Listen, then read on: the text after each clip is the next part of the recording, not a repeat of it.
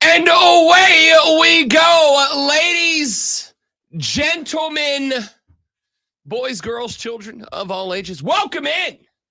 The Rob Brown Show's on your radio. It is the Fan Upstate, the four most electrifying hours of sports talk entertainment that you will hear anywhere at any point.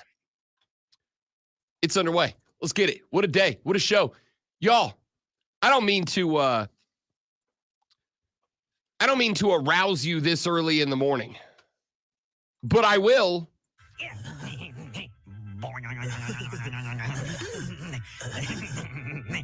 It's a perfectly acceptable word.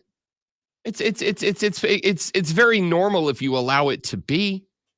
But I will arouse you nonetheless, ladies and gentlemen. My loins have been tingling. We have just 10 days remaining until the college football kickoff. Week 0, just a little tease, just a little taste, just a little touch. Because you can't, you can't dive into the deep end for your first lesson. You know what I mean? You can't go head first into the deep end. You gotta put the floaties on and just wade in the shallow end for just a minute till you get your sea legs back. If you know what I'm saying. You gotta get your sea legs back before you try to go full tilt. So we got 10 days until an okay day of football. We do have a top 10 team in the preseason AP Top 25 poll that is playing that day. Not just that day, at noon that day. Playing during the daytime while the sun is up. And then we have games that go on staggered, one after the next, after the next, after the next, all the way until the late evening time. Why? Why would you poo-poo the beginning of the college football season? I don't care if it's like 3 Division IX teams playing. Inject it in my veins. Because they want to give us a week 0. Give us something. I mean, it's week 0. Here's a bunch of lame games. I actually do agree with if we're going to do a week 0. Like if we're going to have a week 0. Give us one marquee game where you're like, oh man, I can't believe it. I mean, give us Clemson, Georgia on week 0. Just see, I am not going to make the argument. That's a game everyone will want to watch. I don't disagree. Instead, it's going to be like, oh, college football's back. And then you're going to start going, I'm going to tell you straight up right now, that FSU Georgia Tech game is going to be fun. That FSU Georgia Tech game is going to be fun. It shouldn't be. Why? It shouldn't be. Georgia Tech doesn't belong on the field with Florida State. It should not be fun. It'll be fun for Florida State. See, the problem you bump into if you take that approach is that, number one, it creates a situation in which your gray matter tells you the only games in college football worth watching are top 25 games. And I do think that is a result. So you're saying taking the fan approach. When you take the fan approach, not the analyst approach. I'm taking the fan approach. So I think the fan approach, I do. I think that, frankly, is a mentality of not just a fan, but a very arrogant one. That's the fan of it. That's the mentality of an entitled fan, a fan who feels like, well, my team plays for natties, therefore anything less than that isn't worth watching. Okay. All right. Tell me a less arrogant fan who's listening out there, possibly, who's excited about Florida State and Georgia Tech. And that, by the way, probably the best game on Saturday. Oh, it definitely is. It's not a question. And that's sad because it's going to be a blowout. Florida State, I think, favored, last I checked, by 14 in that one.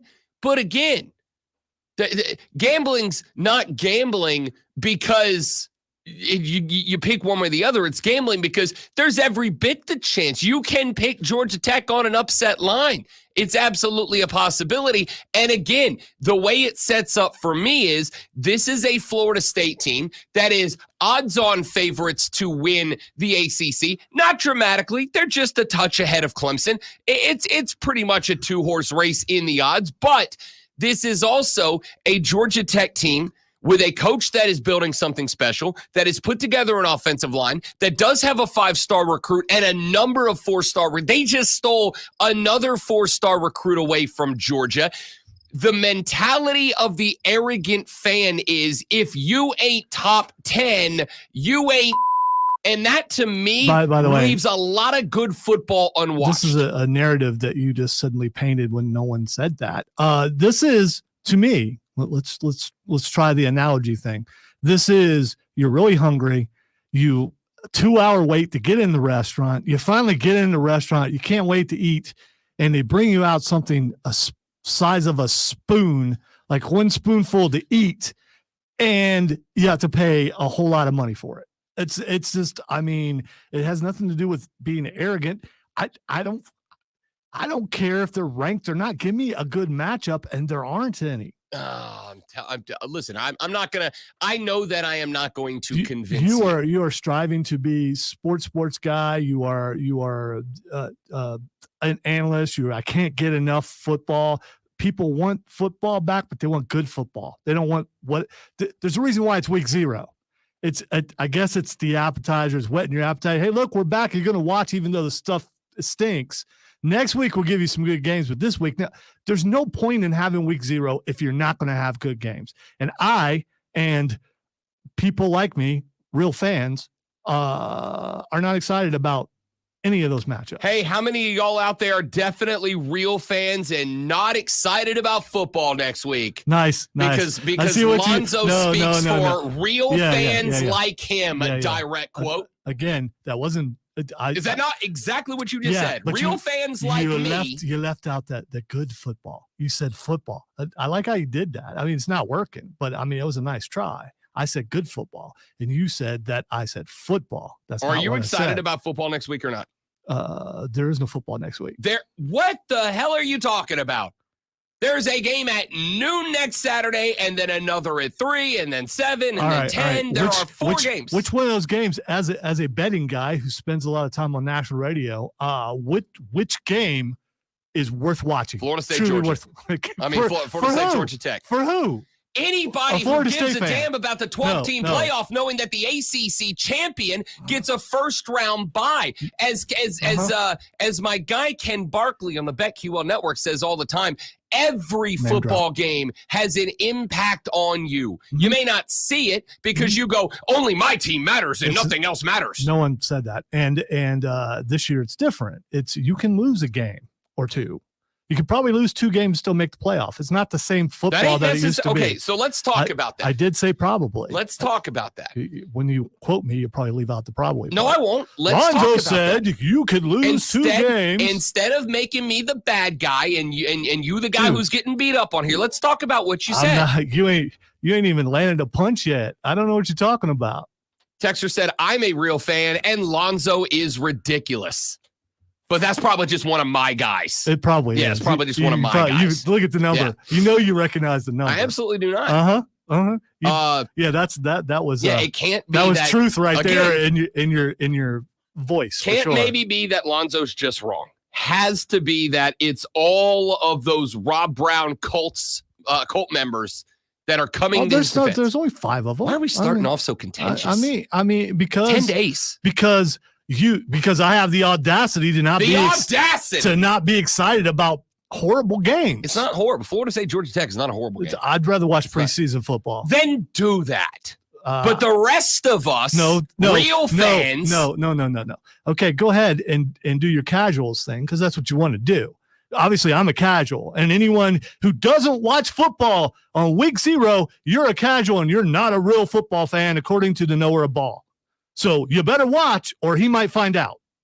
All right, that just makes me sound like I'm a creeper, like I'm a stalker. Oh, you saying you're not? Joe says Virginia Tech finishes second in the ACC. Joe, I like your Hokies. I like Brent Pry a lot. Not that much. The Brent I really like is Brent Key at Georgia Tech, who plays Florida State at noon 10 days from today. So this is because you had a good interview. Game. You had a good interview with the guy, and now you think that he's gonna actually compete with Florida State. No, I liked him before that. But when we talked to him, I was like, "Yep, this is a guy. This is a dude for sure. This is a dude." One good team playing on Saturday. Well, two if you count SMU, maybe playing, and no one's playing anybody. So let's talk about that whole. You can possibly, likely, maybe, probably, but not definitely lose one game and still get into the playoff. And that is 100% correct. But it is less correct in the Atlantic Coast Conference than it is in the SEC and the Big Ten. Again, that to me is the statement of somebody with a Big Ten mentality. You know you've got cushion there. So what you're saying is it's a sorry conference, but we should watch this game. That's what you just said. No. The conference is horrible, but this is a game to watch. No, in fact, as a matter of fact, because the game is so bad, you got to watch it because whoever loses, they're out. They're just completely out. This is shocking that I do this, but I will tell you what I'm saying. Instead of making you go through the work and effort of assuming what I'm saying, I'll actually tell you. What I'm saying is this. Is there room for error in the Atlantic Coast Conference? Razor thin. Razor thin. Because as you have pointed out, you think SMU is competitive this year, do you not? You've already said you think they can win this conference. Dark horse. Okay? But a horse, nonetheless. Well, if I have to watch ACC football, I'm going to root for SMU. Yes. See, there it is. If I have to watch ACC football, you don't have to watch a damn thing. This is funny when you do the voice. But well, I quoted you. No, yeah, but you have to use the tone as if you're actually mimicking my voice. I don't have a good Lonzo impression. You don't need to mimic any. I don't try to mimic you. I don't. I mean, why would I try to do that? Because that would be demeaning and probably hurt someone's feelings. I don't want to do that. There it is. I'm the bad guy. I'm really good at it. Dude, I mean, you've established you're the heel on the show since the beginning of the show. Nobody's perfect, but I am very, very close. Although I don't know that Diesel was ever downtrodden. That was probably a double heel show, more than likely. But I am the victim quite often on this program. For sure. Just the I've now been labeled with Big Ten mentality, which I don't have. I mean, you have downplayed, or not downplayed, you have pointed out how bad the ACC is, and then I just repeat what I heard from an award-winning host, and then I'm the bad guy. No, it is you once again going, so what you're actually saying is, Never done that. Would never do that. What? You do that. Did it 2 minutes ago. You're projecting. You did it. No, you just did it to me, and now you're saying I'm doing it to you, and everyone heard you do it to me. So, here's what I am saying. Sly dog, you got me monologuing. I can't believe it. Good clip. Like that clip a lot. Yeah, everything I did was just to set up for that. Now I'm going to be quiet. That is why we win awards. Right there. Set 14 minutes of setup for a clip. That's pretty good. I got a new one too. You want to hear it? I got a pretty good one. I'm really excited about it. I'm sure it's against me, but no, it's not. It's DJ Moore. I like football. All the music just adds so much to the clip, for sure. Right? I like football. If he loved it, anyway. So let's go with a couple of things here.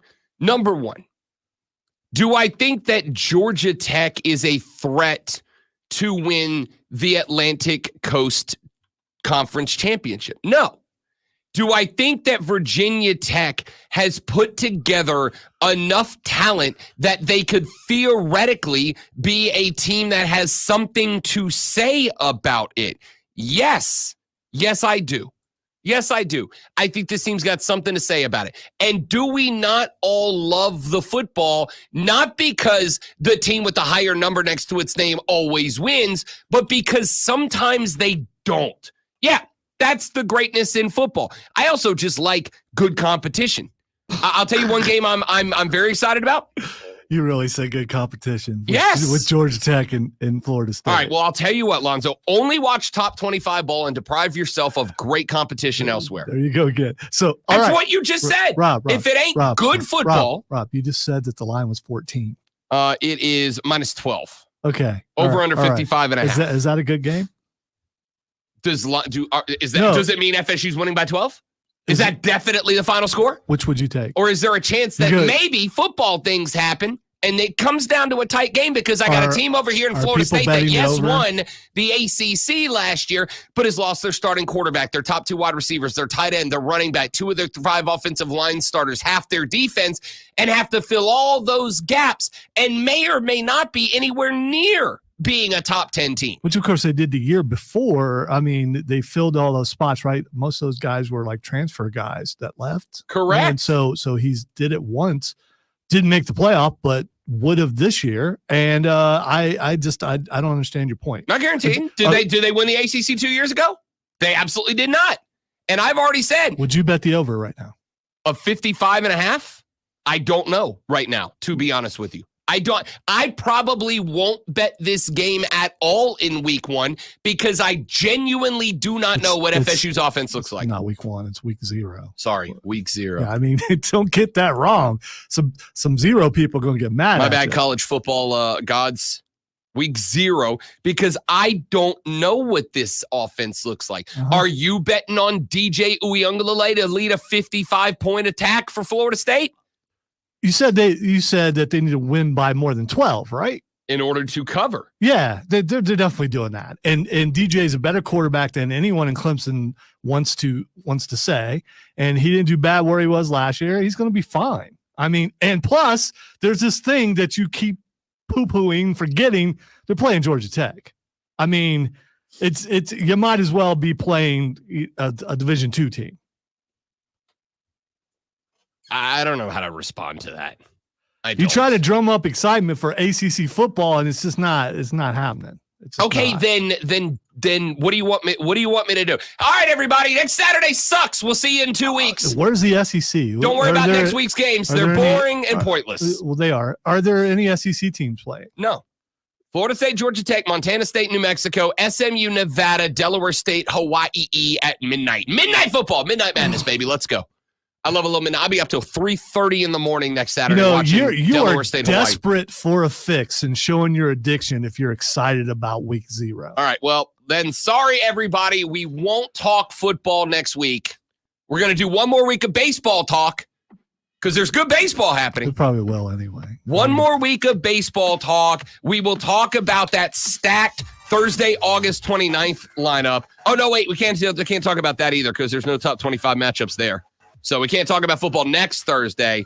Let's see. Also, by the way, let's mention that when week 1 rolls around, we can talk about Clemson, Georgia, Penn State, West Virginia, and that's it. That's the whole list. That's those are the only 2 games on the first Saturday. That's gonna be a boring Saturday. You're doing that thing again where you say I said top ranked, and I didn't say that. I didn't.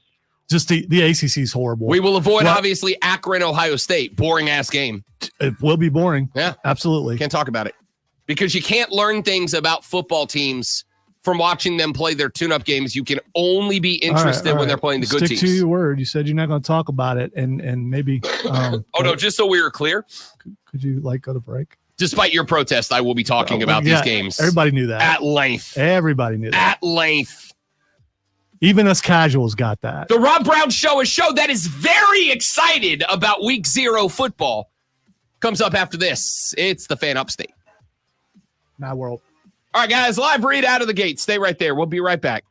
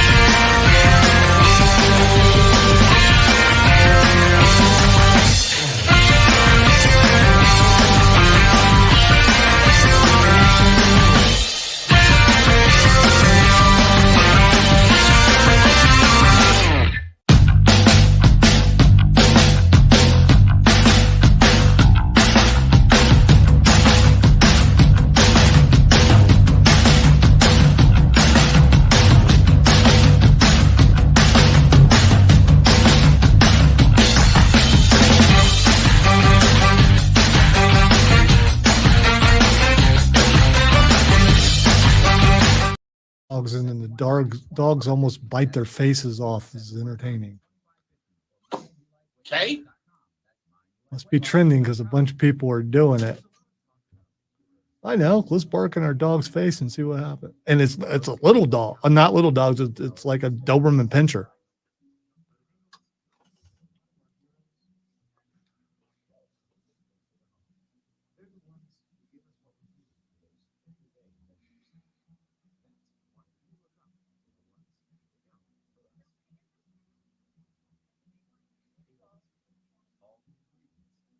You've seen Dominic Mysterio asking Luke Paul, whatever his name is, that Paul guy, Logan Paul. That's it. Yeah, with Luke. Yeah. That's too far, bro.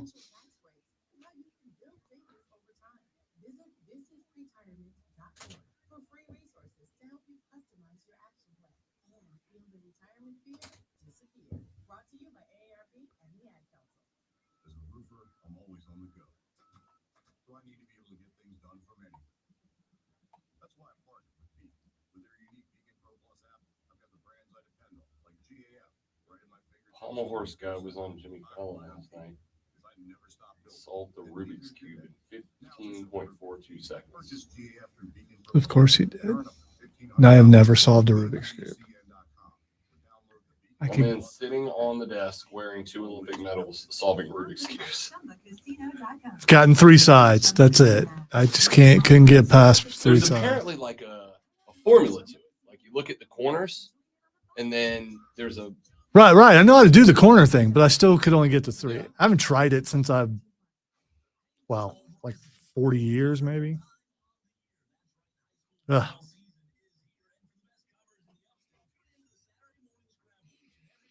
I love puzzle games on video games. Maybe I could solve a Rubik's Cube now. I don't know. So there's a on Sea of Thieves we found out. I didn't play last night, but the night before we found out that there's a new mission mode where you have to raid treasure forts, but instead of fighting, there's puzzles and riddles you have to solve.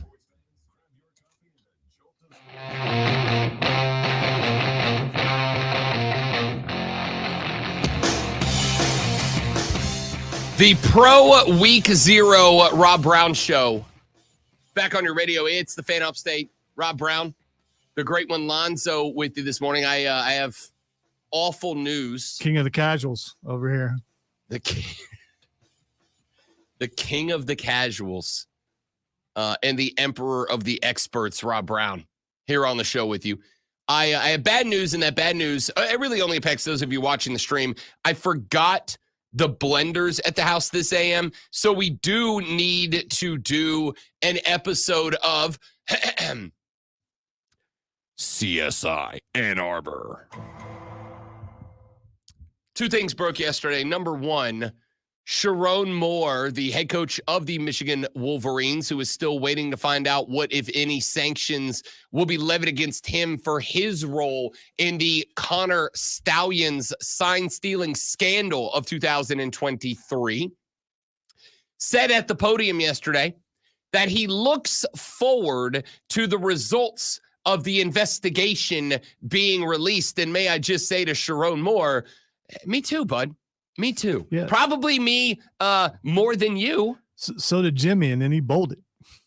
Jimmy said, I got to go. I got to go, y'all. You know, California's calling. I got to go. California won't suspend me. California won't suspend me. Jim Harbaugh takes off. There's thing number 2 in today's episode of Law and Order Ann Arbor. Jim Harbaugh was invited to return for week 1 of college football, which is the second most exciting week on the calendar right now, behind only, of course, week 0. Jim Harbaugh was invited to return to Ann Arbor, Michigan, to serve as the unofficial captain of the Michigan Wolverines as they set out to play a game that is not good and does not matter and is not worth watching. In week 1, they invited Jim to come lead the team out onto the field. And Jim yesterday announced that he would respectfully, though with great appreciation, decline that offer from Michigan and would remain, of course, with the LA Chargers as they prepare to kick off their NFL season just a handful of days later. And on one hand, I get it. Jim Harbaugh's job makes him a lot of money. He would like to be very good at it, and time away from the Chargers is time not spent making the Chargers better. A Chargers team that brought him in because their last head coach was bad at the job, and the rest of that division has been passing the Chargers by, while many of us believe there is a quarterback on the roster that is more than capable of elevating this team, but needs a guy like Jim Harbaugh to be a better football coach than Brandon Staley in order to make that happen. So I get it. If I spent even one day on a plane to Ann Arbor, standing around on the field watching your team, and then on a plane back to LA, that is one day I'm not in front of the computer watching film, going through analytics, going through practice reports, trying to build a better football team. But on the other hand, I do wonder, is that because you kind of, if you're Jim Harbaugh, despite the fact that you caught a 4-year show clause deal, or a show cause violation. Yeah, the clause deal, that's a totally different movie. The 4-year show cause deal that you caught, meaning that if a team wishes to hire you in the future, they have to not only get it approved by the NCAA, who doesn't like you right now, and Jim Harbaugh will have to serve a 1-year suspension before he begins his college coaching career, should he return to it. He's pretty much gotten away with it, right? Like, he's the Scooby-Doo bad guy who got away while the gang is still searching around the haunted castle at this point. Speaking of haunted castles, we do have a baseball player not staying with his team because he's afraid of ghosts in the hotel story we're getting to in a little while. That's going to be fun. It's a Dodger. I'll just give you that right now. So he's pretty much gotten away with it at this point. And I'm just going to go on a limb here and say, Jim, while I don't think that he is going to necessarily do his best to avoid being connected to Michigan and the Connor Stallions scandal, I do think that Jim Harbaugh knows you got to let this thing rest for a couple years. You've got to let this thing rest for a little while, and then down the line, we'll forget about it. Down the line, we'll go, it's so far in the past. Who's worried about it anymore? I'm not. Who cares? It was so long ago. I suspect that if this scandal wasn't in the air, Jim would likely make his return to Ann Arbor to get his flowers from the Michigan Wolverines fans. And it's just not going to do it because he knows that outside of Ann Arbor, just about everybody else thinks you should have to give up that natty. Just about everybody else thinks that trophy should get yanked. Just about everybody else thinks there should be a big fat asterisk next to your name in the record books, and he doesn't want to draw attention to it, which I understand.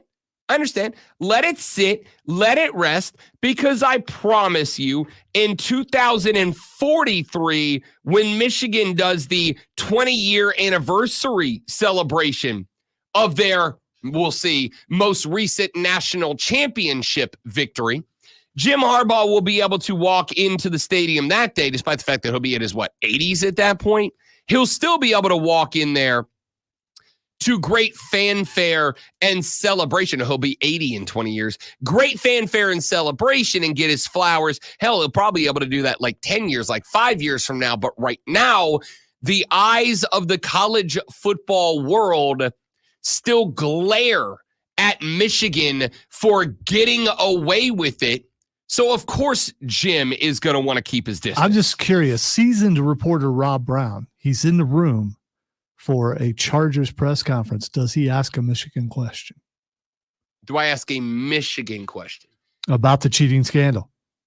Do you feel obligated? Do you feel like you have to, even though he's no longer there and he's on a pro football team? Do you feel obligated to talk to him about the show cause? Do you feel obligated to ask him again if he cheated? Knowing, as we both do, that he's absolutely not answering that question, right? He's absolutely not. So you will have wasted your question, your chance to get whatever you need to for whatever place that you're working for. Someone's going to do that. Oh, for sure. For sure. And I'm sure it has happened multiple times. Unfortunately, Hayton, as Mario texted me earlier this morning, he is out with a fever today. So we will not have Mario today. He is planning on hopefully being well enough to join us tomorrow. We can ask him. He covers the Chargers. He does the Chargers podcast, the official Chargers podcast for Odyssey. We'll check with him. I'm sure it absolutely has happened. But at the same time, you and me and everybody else knows Jim Harbaugh ain't going to answer that, ain't going to talk about that, ain't going to get into that. So, like, maybe I think you would get away with it today because you would connect it to, hey, Jim, you said you're not going back to Michigan. Is this because you don't want to deal with the fallout from the Connor Stallions scandal, knowing full damn well that he is going to say, no, that's just one less day that I would have to make the Chargers better if I'm down there in Ann Arbor. You know, there'll be time for celebrating later in the career. I'm also curious. I don't think we've mentioned this. Do you think if you're the NFL that you're keeping a closer eye on him because of what he just did in college football? I mean, cheating is not unheard of. Think of Bill Belichick and Tom Brady. So, I mean, it is something that is done. Do you have someone to keep an eye on him, especially? I think probably the same as you do every other team, right? Like I'm sure it's the same. But this is a guy that everybody knows, even though he hasn't. I mean, everybody knows he did it. So if you know someone has done something, don't you keep us an extra eye on that guy? Probably, if you're keeping it a buck. I mean, probably, right? Like it would make sense, but at the same time, I think the thing that you run a risk with there is the Chargers filing some sort of grievance against you, going, hey, you're treating us unfairly. Jim Harbaugh's never been caught cheating in the NFL, so you doing all these extra things and bringing extra attention on us ain't right, ain't fair. Is it akin to that guy who's been caught with PEDs getting those random drug tests a little more than other people? Yes and no. I would say yes, in that it is a direct result of that. But I would say no, because that random drug test comes from you violating a rule in that particular place of work, right? Like Jim Harbaugh hasn't broken any NFL rules. He hasn't cheated in the eyes of the NFL in the NFL. So the Chargers would go, hey, you know, you're making us kowtow to all these special rules. You're making us jump through all these extra hoops in order to appease you when Harbaugh and us ain't done nothing yet. And we don't want to deal with that. All right, we'll talk more about that later on in the show. Jim Harbaugh got the invitation to go visit Michigan week 1 and be their honorary captain. He has rejected that offer. I think he's just trying to keep the scandal out of the public eye and out of the speakers of talk radio stations across America. He's going to say, well, it's just one less day I have to make the Chargers a better football team. All right, we'll talk more college football. Week 0, 10 days away. I, for one, and maybe just for one, stupid excited about week 0. As you all should be, unless you're a casual. Back after this on the Rob Brown Show on the Fan Upstate. Hey, look, it's DJ Uiagalelei on TV. DJ.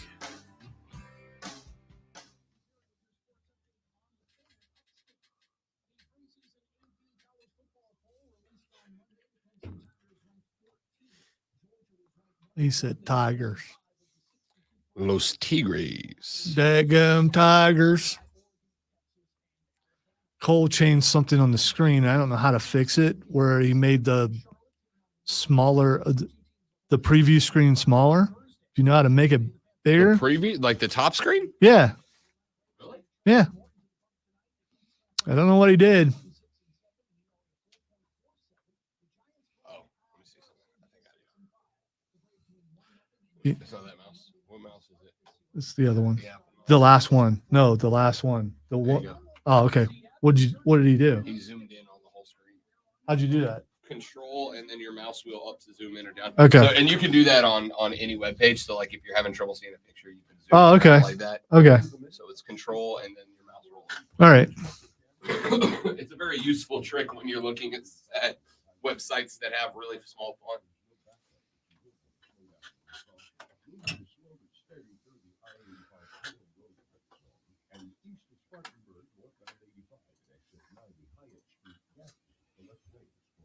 From the News Talk 98.9 WORD Traffic Center, I'm Bill Brooks on the Fan Upstate.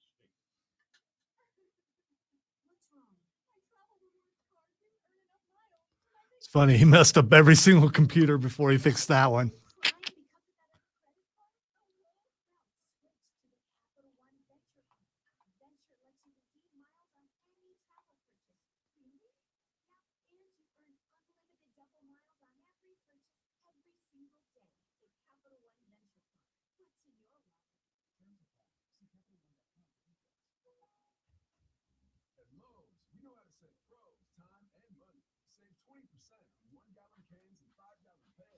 I'm glad I asked you to show me because you had messed up this one.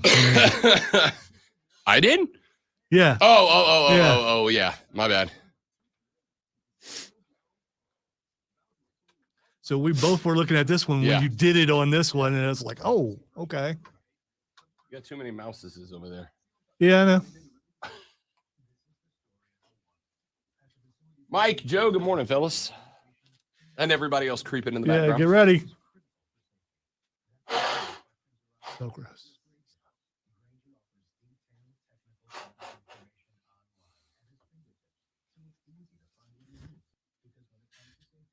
Kobe. Ew.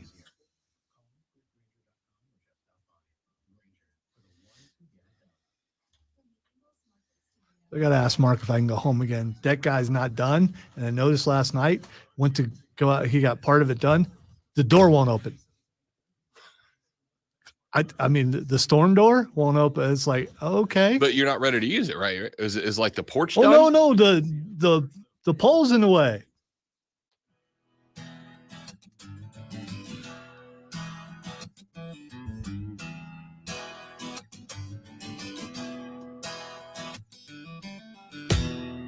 The Rob Brown Show on your radio. It is the Fan Upstate. Welcome back, ladies and gentlemen. Rob Brown, the great Malonzo with you.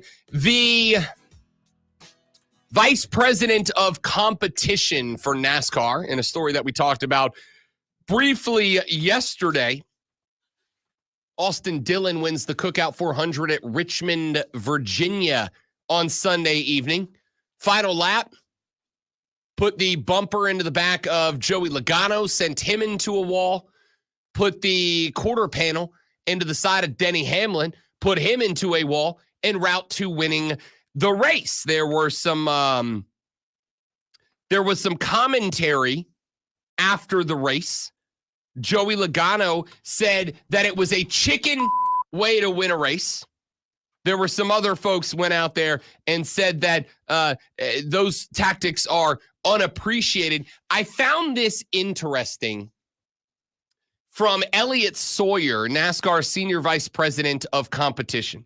He said, our sport has been a contact sport for a long time. We always hear, where's the line? And did someone cross the line? I would say that last lap was awful close to the line. We'll take a look at the available resources from audio to video, listen to spotters, we'll listen to crew chiefs and drivers, and if anything rises to a level that we feel like we need to penalize, then we'll do that on Tuesday. I find this interesting because of one of the most difficult things to deal with in sports. One of the most difficult things to deal with in sports is when a decision is by definition subjective, not objective. When it is subject to the opinions of someone, as opposed to based in an objective reality, it makes it kind of difficult to have a conversation. Was what Austin 316 says, I just wrecked your ass, did in that final lap, was it or was it not, quote, cross the line, end quote? It's tough to answer because there's no real rule in place, right? Like there's a rule that you can't intentionally wreck an opponent. But there's no way to know if someone did or did not.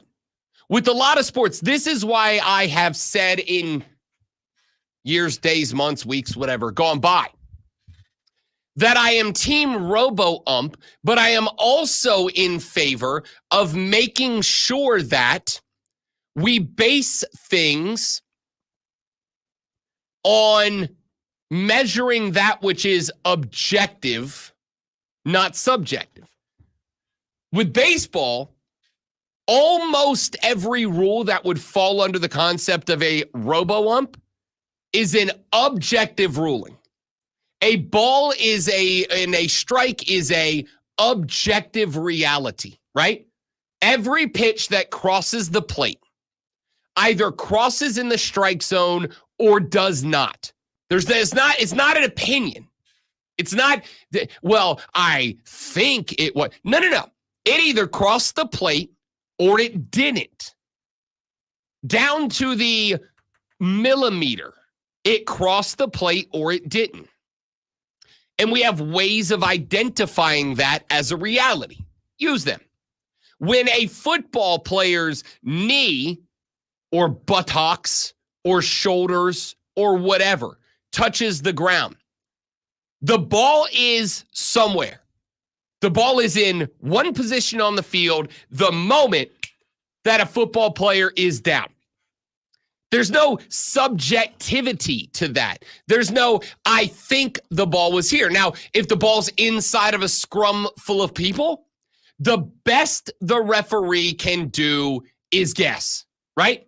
If you run an off-center ISO and the line collapses and the running back runs into the back of the center and then the line falls forward, the best the referee can do is just kind of guess where the ball is. This is why I've said I'm on board for there to be a chip in the front and the chip in the back of the football and camera angles everywhere so that we can see, no matter where the ball is, the millisecond that the ball player is down, and we can stop the film and go, okay, the front chip was here and the back chip was here, and this is where the ball is going to be spotted, because that's objective. One of the issues that is going to be a problem, for NASCAR specifically, is that this is a crime that is based entirely on intent. And as any lawyer who spent more than 3 minutes in the game will tell you, it is very hard to legislate and adjudicate based on intent. Think about a crime that takes place where one person injures another physically. A lot of determining whether someone is guilty of assault, battery, manslaughter, murder, whatever, is based on the intent of the person that committed the act. And it is difficult, if not impossible, to gauge, predict, project intent. If Lonzo walks into the back of into the room one day and he slaps me in the head, and then I go down and complain to the boss and I say, yo, Lonzo slapped me in the back of the head because he wanted to hurt me. And Lonzo says, no, there was a spider on the back of his head. Don't get any ideas. then the boss is in kind of a tough spot. Because my feeling is the intent of Lonzo was to injure me, whereas Lonzo was saying, no, actually, the intent was to protect him from the big spider that was on the back of his head. And the boss, how is he going to gauge the true intent of Zoe? And in this case, the crime is based on intent. So when I look at Austin 316 Dillon putting the bumper into the back of Joey Logano, into the back of Denny Hamlin, on one hand, I can go the intent from Austin 316 Dillon in this spot. The intent was to wreck Joey Logano so that he could win the race. The intent was to wreck Denny Hamlin so that he could win the race. But the minute that Austin 316 Dillon says, yo, I never intended to move or to wreck Joey Logano or Austin Dillon, I simply meant to move them. This is a viable NASCAR strategy. If you followed the sport for a long time, you know how this game gets played. If you got a car ahead of you and that car is taking up space that you need, you can put the bumper into the back fender of their car and move them up the track. And it can be done without wrecking them out. Ordinarily, you would do that when you're traveling, slightly faster than them. You bump them. It loosens up their tires. It decreases the friction that they have with the track. And now because they've lost friction, their car genuinely slides up the racetrack. And once you slide them out of the way, you mash the accelerator, you jump into the spot that their car just vacated because you moved them physically out of it. But when you slam into the back of a car, that car goes out of the way. It goes up into the wall. But the crime here is based on intent.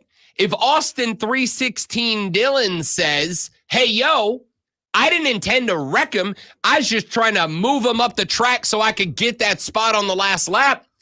Good luck gauging the intent. You can't do it, which is why, unlike a ball or a strike, unlike whether a guy was down or not, a robo-ump or repeated investigations into this can't work in NASCAR. They can't work. They can't work because you can't gauge the intent and the difference between moving a guy up the track and wrecking a guy out. You can't gauge it. There is no way to gauge whether what he did was with the intent to wreck or with the intent to move. And since you've gone so long allowing contact in order to move a car, you can't now go, well, unless we decide you were trying to wreck the guy, in which case we are going to penalize you with, a loss of points or a removal of the win or whatever. It's not going to work. There is one way that this can be handled. And my man Joey B with the excellent timing just showed up in the stream and said exactly what I was going to say. Let the boys police themselves. Dillon will get his from either Joey, Denny, or one of their teammates, potentially multiple times. That's it. What needs to happen now is that when Joey Logano puts his nose into the ass end of the three and puts him into a wall, you have to go, he was just trying to move him. I'm just curious. If that were to happen and he were to get seriously hurt, could he not sue the people who wrecked him on purpose? So for the same reason that I just said, I don't think you can penalize Austin Dillon. In order to make that happen, you've got to prove that happened, whereas the teammate can go, hey, I was just trying to move him, just like you tried to move Joey. Because remember, this all started with the exact same concept, but Austin Dillon getting into Joey. There's not enough circumstantial evidence for a jury to believe it was retaliation. Well, I mean, first off, you'd have to justify a lawsuit, and I don't think you would. Second off, I have no doubt, and I don't know all the legal side of it. That's actually a very interesting conversation I made research into one day. But I have to assume that the dudes that go on the track every day have signed like a litany of lawyer proofing waivers saying, I recognize I could be seriously injured or died and I waive or die and I waive all rights to seek compensation if I do. See, I don't, but at what point does, no matter what you sign, it becomes criminal? I mean, if someone retaliates and someone really gets hurt or gets killed, does signing that thing like automatically make them not liable for doing that? It's a very good question. It's a fantastic question, and I don't know the answer. What I also don't know is how you would gauge if the wreck was intended. Listen, if a guy's up top in the third groove and this car's down here in the first groove, and the car in the first groove goes woof way up the track and nails the guy, then yeah, it's pretty obvious that was an intentional move. But I could also say my tire got cut. I blew a tire, or I lost control of my steering there, and the car jerked itself up there. That's what I'm saying here is it is nigh impossible to determine a wreck caused by intent to wreck versus a wreck caused by. That's kind of racing. When you put 30 cars that weigh 6,000 pounds apiece on the track and move them at 170 miles an hour in a circle, they're going to hit each other. That's inevitable. At what point is it voluntary or involuntary? If that happens on 385, it's a totally different thing. And I get that's part of the sport, but have we seen retaliation to the point where someone gets injured? I mean, I don't know how. Here's the thing. Forget whether I do or don't know that it has. I don't know how you'd tell if it does, right? I don't know how you'd tell. I don't know how you'd be able to really nail down that is what happened. And that's kind of my point here is if you can't give me a scientific, empirical way to prove that car A, driver A, intentionally hit driver B, then I can't legislate, adjudicate, or punish based on a feeling. I kind of think that was because do I think Austin Dillon intentionally wrecked Joey Logano? You're damn right I do. Do I feel like he intentionally wrecked Denny Hamlin? You're damn right I do. Can I prove it? No, I absolutely cannot. And neither can you or NASCAR or anybody else. So you got to let it go. You got to let it be what it is. Tim just said, Rubbin's racing. And that's it. Well, some other people in the stream are saying that the spotter told him to wreck him. I have not heard the spotter audio. And if that is the, and again, keep in mind, you can bump a guy. If you come up on the back panel of a slower car and that car's not moving, you absolutely can bump that car to cause him to lose traction and slip up the track to take that spot. And the argument from Austin Dillon's going to be, I was just trying to move him. I didn't mean to wreck him. And how do you prove that's not the case? You can't. And if you can't, you have one option, which is, hey, boys, good luck out there next week. Good luck, 3-car. Because the 20 and the 11 and all the guys that drive with them have just put a crosshair on your ass. Hey, Rob, Austin 316 ain't scared. Austin 316 says, I just wrecked your ass. And also, Lonzo's going to do a sports flash. That rhymed. That was pretty cool. The Olympic Committee has locked in the games that will and will not happen for the 2028 Summer Games in Los Angeles. Baseball and softball will make their Olympic return for the first time since 2008, as will cricket, lacrosse, squash, and flag football. It was also announced that breakdancing or breaking will not return. And all the nations are upset about it. The Atlanta Braves have run off back-to-back wins for the first time in nearly 2 weeks after another one-run extra inning win over the San Francisco Giants 4-3 last night. Make sure you tune in this afternoon. My apprentice did the thing again. Tune in this afternoon from 3 to 7 p.m. for Wire to Wire with Cole and Diesel. And they'll get you updated on all the latest sports news. They'll have some fun and great debate. And it's all Wire to Wire.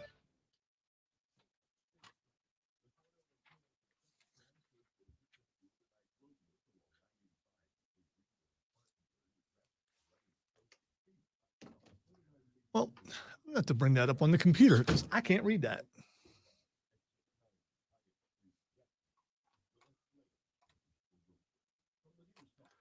I thought I could. I thought I had it, but it's faded in all the wrong spots.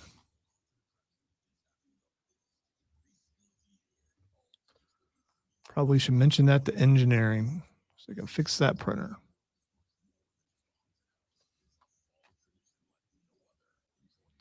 The solution will probably be use another printer, but that printer is like all the way on the other side of the building.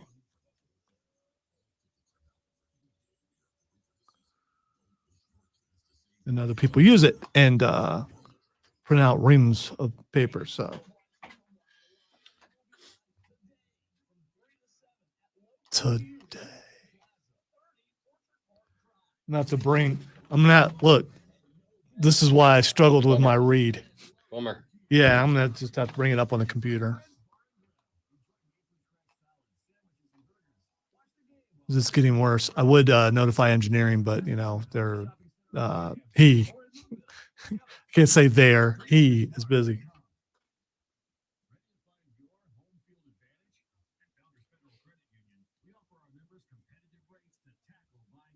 I think it's running out of ink, Jacob, and like right in the middle, it's almost like someone took their fingers and spread it right down the middle of the print to the point where it's faded to where I thought I could read it and then I can't. It's my fault. I thought I could do it and I should have just had it up on the screen, which is just one more button to push during that part. But,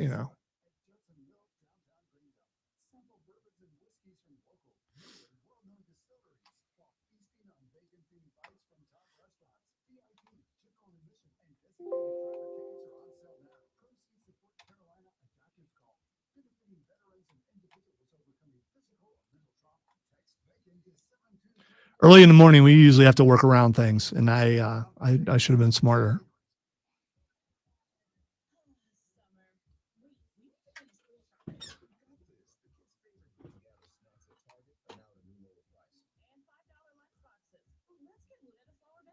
But Rob hurt my feelings so bad in hour one that I couldn't think clearly.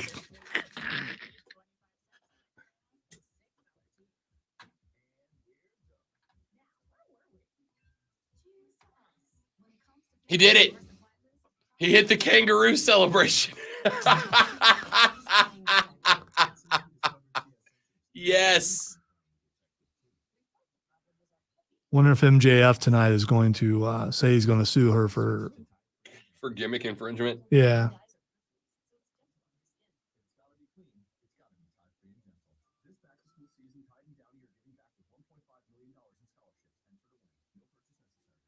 Yeah, I don't know, Jacob. I just I hit print and I go, get print, and if print not right, then Lonzo have problem. That's why we have a chief engineer. That's why we do. Exactly.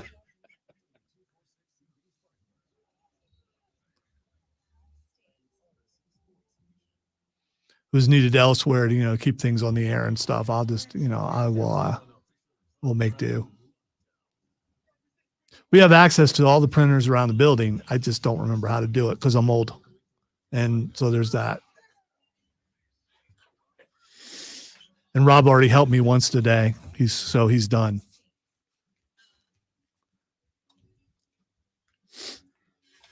Good morning. Hey, Big Daddy, how you doing? Real good, Corey LaJoy. Welcome back to Rob Brown Show on your radio. It is the Fan Upstate. Rob Brown, the great one, Lonzo. Let's get it. Hour number 2 underway right now. Got a couple of texts that have come in so far. Texter Eric texts the show, said nothing like eating glizzies and watching Florida State and Georgia Tech. You're damn right, Eric. You're damn right. I might have to grab a couple of household glizzies for Saturday at noon. Do it a little bet for the cycle, have a couple of house dogs, watch a little college football week 0. He won't, because then the suit won't fit. So, I mean, if you want to look rich in that suit, you don't eat poor people food. I'm not. I'm eating glizzies, hot dogs. Right. A classic food for poor people. All American food. I was trying to get my granddaughter to watch Wizard of Oz, and the part where it's in black and white and the dude that's the wizard is eating hot dogs. She said, "Why are they eating hot dogs? Are they poor?" That poor girl got to grow up with you as a granddad thinking hot dogs are poor. I was so proud. It was just and also worried because you say things jokingly in front of people and they Although I do believe it, or I wouldn't say it so many times, but yeah. You're lost, bud. You're lost. Texas said, if the suit don't fit, you must just sit. Yeah. Well, I got another joke. I'm going to leave it out. He ain't eating no hot dogs or whatever that other word is. He's not doing that. You're not doing that. You can say glizzy. You're not. No, I'm not going to. That's what all the kids are saying. Yeah, I don't know if you knew this, but I'm a grandpa. I don't need to try to talk like raising a granddaughter with disillusions on life. I want her to aspire to greatness. You don't aspire to greatness by eating poor people food. And the hater's gonna hate. Jersey Joe said, "I know hot dogs." Yeah, we know Joe, upstate hot dog eating champ, a valued member of the Rob Brown Show Armada, and appreciated, by the way, All right, let's get to some stuff here on the show. It is 7:03. You are just under 57 minutes away from having to get clocked in and locked in at the office. And, you're going to want to talk sports. You're going to take that break. You're going to walk down the hallway. You're going to go meet Barbara from accounting. Barbara's great. Everybody loves Barbara. She's a nerd, but like one of the cool ones, like us. Everybody loves Barbara. So you're going to walk down the hall. You're going to talk to Barbara. Barbara, big accounting nerd. I got an accounting story in the water cooler cheat sheet today. This is going to be one of the things you talk about with Barbara. You're going to talk sports. You got to know what's going on. You need this. Are you ready for the playbook of the peculiar, the almanac of the absurd, and the encyclopedia of the extraordinary? Well, you better be, because we're diving headfirst into the 3 top stories that will have your coworkers saying, "What kind of place is this?" From break. No. Here we go. Welcome to the water cooler cheat sheet on the Fan Upstate. It is the water cooler cheat sheet, the top 3 sports stories you need to know before you get to the office and start talking sports with your coworkers. These will be some, but the primary topics of conversation you'll be engaged in today. Let's get to item number 1. They ain't won a world championship since 1996. So Gerard might not know how to put together a championship football team. He does know how to run a business, which is why Rob Brown always says the best football teams are the ones where the owners engage in the business side and ignore the football side. How do I know that? Well, because the Dallas Cowboys, despite not winning a Super Bowl since 1996, when Dak Prescott was, by the way, 2.5 years old, he's now been in the NFL for 73 years. So that's an impressive run. The Dallas Cowboys are once again the most valuable franchise in sports anywhere. They are the first team ever, according to Sportico, to have a valuation north of $10 billion with a B dollars. That franchise now valued, according to Sportico, at $10.32 billion. The first franchise globally to surpass the $10 billion valuation. The Cowboys were valued at $9 billion last September. That number still more than any other NFL franchise today. The LA Rams, second on that list with a valuation of $7.79 billion. The Giants, $7.65. The Patriots, $7.31. The 49ers, $6.86. The Jets, $6.8. The Dolphins, $6.76. The NFC's East, Philadelphia Eagles, $6.75. Then the Raiders at $6.7. Then the Washington Commanders, $6.3 billion. That is the top 10 valued franchises in the National Football League. As far as the rest of the leagues, as far as the rest of the teams, we're not, because we're going to get to those later in the show. But the Dallas Cowboys become the first franchise in sport to cross the $10 billion valuation. Texter says, as a Cowboy fan, why? Because Gerard is very good at at selling, not very good at running a football team. And he may actually own some of the sports media because they always talk about the Cowboys. And if you're always talking about the Cowboys, and if you're a young kid being influenced by, pop culture, you turn it on, you hear about Dallas, I could go out and buy me some Dallas stuff. Honestly, a large part of valuation is not what you have, but brand value, right? Value that you get from just having your name and your brand out there. I'll give you a perfect example. You know who has incredible brand value regardless of the assets that they actually do or do not have? Kleenex. Why?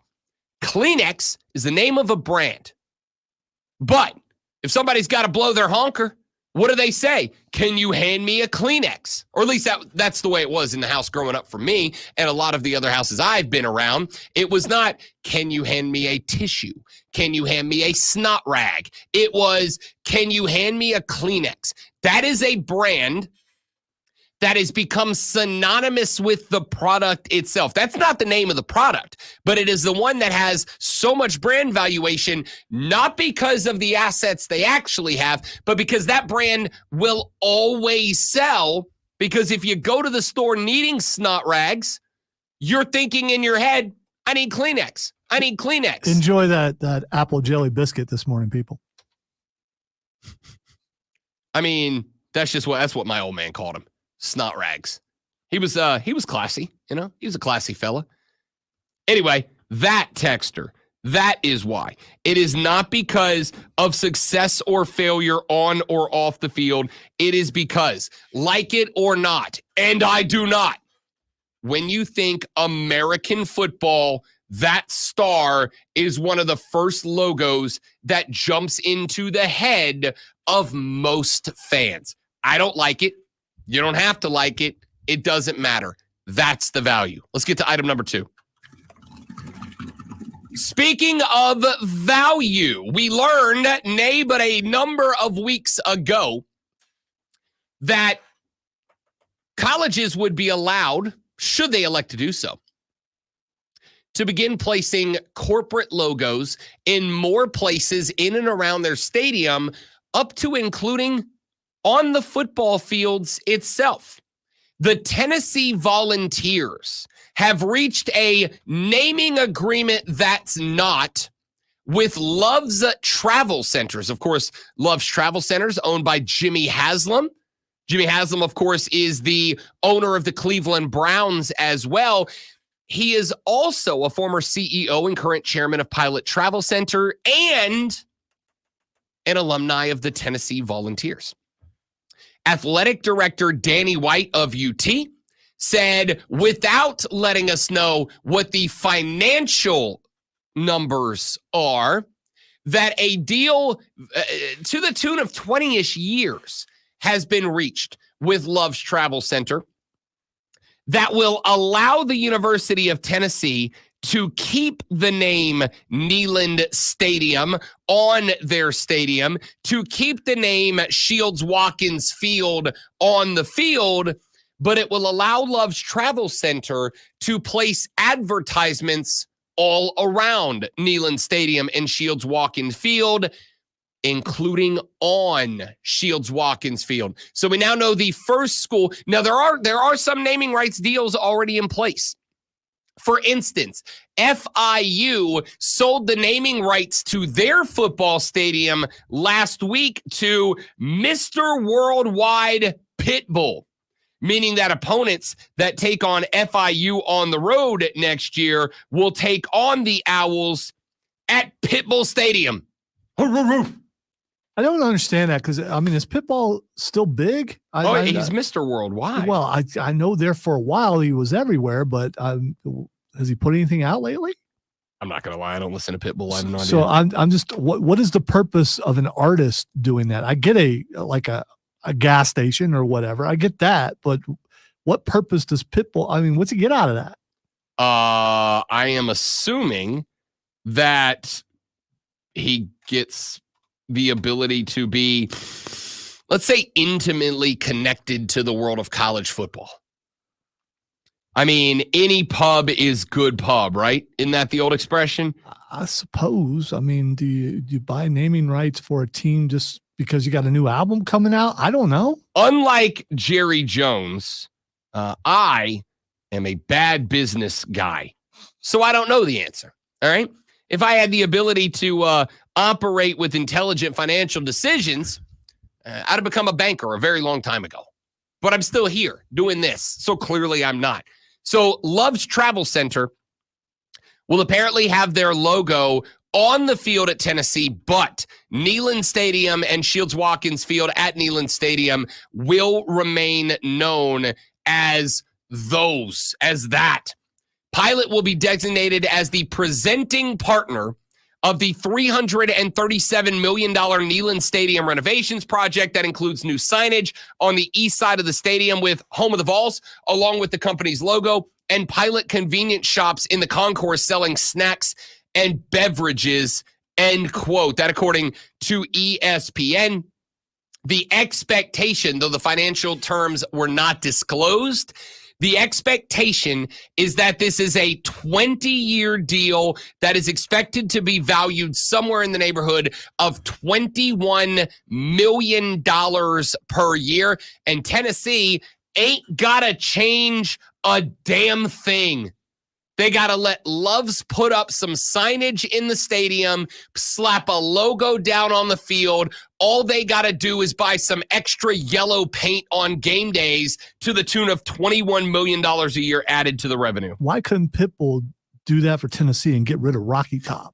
Because Pitbull's doing it for like $6 million, not 21. I know, but then they could play, a Pitbull song instead of Rocky Top. Any Pitbull song. I mean, it doesn't matter. First down, volunteers. Fireball. I mean, I don't even know if the song sounds like that, but it seemed pretty hyped to me. Diesel asked a good question the other day. He's like, will we get to the point that teams start selling the rights to not just like naming rights or advertisement rights, but like to certain aspects of game, right? Could you have, and now get on your feet for the planting of the spear by Chief Osceola, presented by Buc-ee's? Like, like even for me, that's a little gross. All right. Like, I get it. Could you imagine? And now, fans, get on your feet for Sandstorm, presented by Waffle House. Like, some people would, think that was a perfect partnership. No, what they should do, Waffle House, Sorry for all my pea poppins.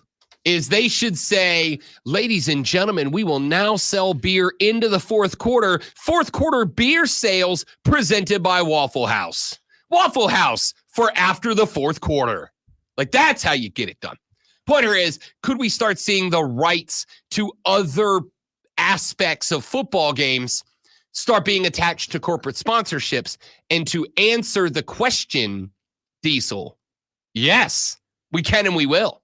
We will start seeing the rights to everything get sold. Yeah, I'm sure Diesel's listening while he's on vacation. Yeah, he's absolutely not. Last time Diesel went on vacation, he went to the Breaking Bad house. It's pretty dope, actually. Well, this time he's throwing up pictures of, I think he's in the Rockies. I don't know. It looked. He's going to connect with his inner lumberjack. Probably. I respect that. Got to put that beard to use. Or there's a convention and he's going to it. Joey B said, and now get on your feet for the Clemson Tigers running down the Quick Trip Hill. I wish. Dude, could you think about it? Seriously. No. I'm just talking about the tripping part. I've always wanted just one guy to go down. I don't want anyone to get hurt. It's got to happen, right? I just want to see the domino theory, just all of them. But Dabo would be out front. It would never. I want to see him. I want Dabo like Indiana Jones. When the ball's rolling, Dabo's running out front, and there's this. Oh God! This tripping humanity behind him. Oh, that would be awesome. Think about it this way. What happens if you open up a Clemson game and they go to show that intro, and on the podium where Howard's Rock is, there is a QT logo slapped on there, or on the hill, on the grass itself, before the team runs down, and they go out there and they paint a I don't know, pick another company. They paint a Walmart logo right there on the hill. So when the players run down the hill, they're all running down the Walmart. That is some of the greatest visibility any company could ever ask for. And just like the $1 Million Man once said, everybody's got a price. Ha ha ha ha ha. He had a real bad laugh. Finally, real quick before we get up out of here, item number 3 on the water cooler cheat sheet. We now know the list of sports that will and will not be in the 2028 Olympic Summer Games. Leaving, breakdancing. We had a good run. R.I.P. Breaking. We hardly knew ye. I don't know about you guys. I do not blame Ray Gunn. She provided us with years of meme-tainment. It's not her fault. If you watch the guys who won, the Americans got messed over. That's all I'm saying. I did get a chuckle yesterday when the Australian Olympic Committee said the only reason everybody was making fun of Ray Gunn was because they're anti-feminist. I was like, dude, I'm the biggest woke warrior in sports radio. All right. They call me Liberon. No, Aussie. We're making fun of her because we all went, oi, oi, oi, she's bad. Yeah, I don't think anyone knew that when she was dancing. Yeah. I don't recall them saying. I didn't hear one person go, look at this dumb girl. We all went, this is awkward, right? It's not just me. This is a little awkward, right? I am very much team women in sports. By the way, the majority of medals won by the Americans this year, won by women. Well done, ladies. Congratulations and thank you for once again sending us to the top of the medal board. Bravo, gals. You're the greats. You're the groats. You're the best. But no, Aussie. We weren't making fun of Ray Gunn because she's a girl. A goat. Who said groat? What are you talking about? Nope, you're making stuff up. We got to go to break. Stop talking. The Rob Brown Show's on your radio. It's the Fan Upstate. QC. All right, guys, one more live when we're back. Stay right there for me, please, and thank you.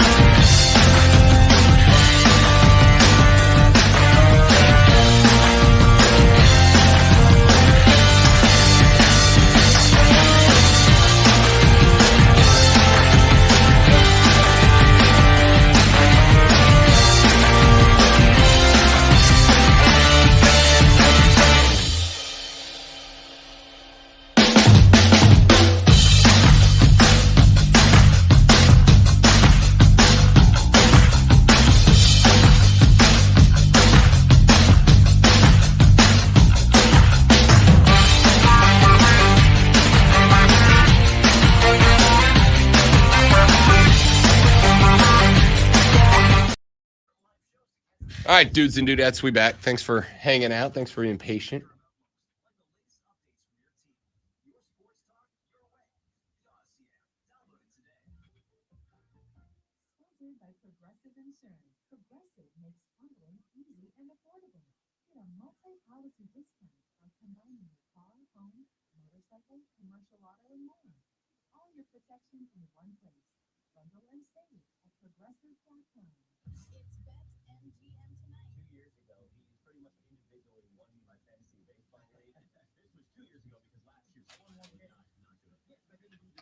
Bum, bum, bum, bum, bum, bum, bum.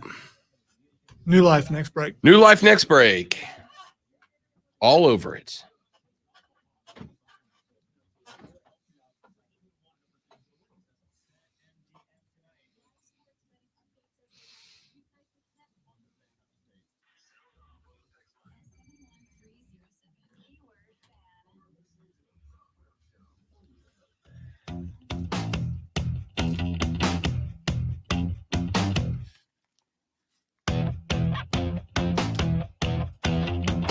The Rob Brown Show rolls on. It's the fan upstate.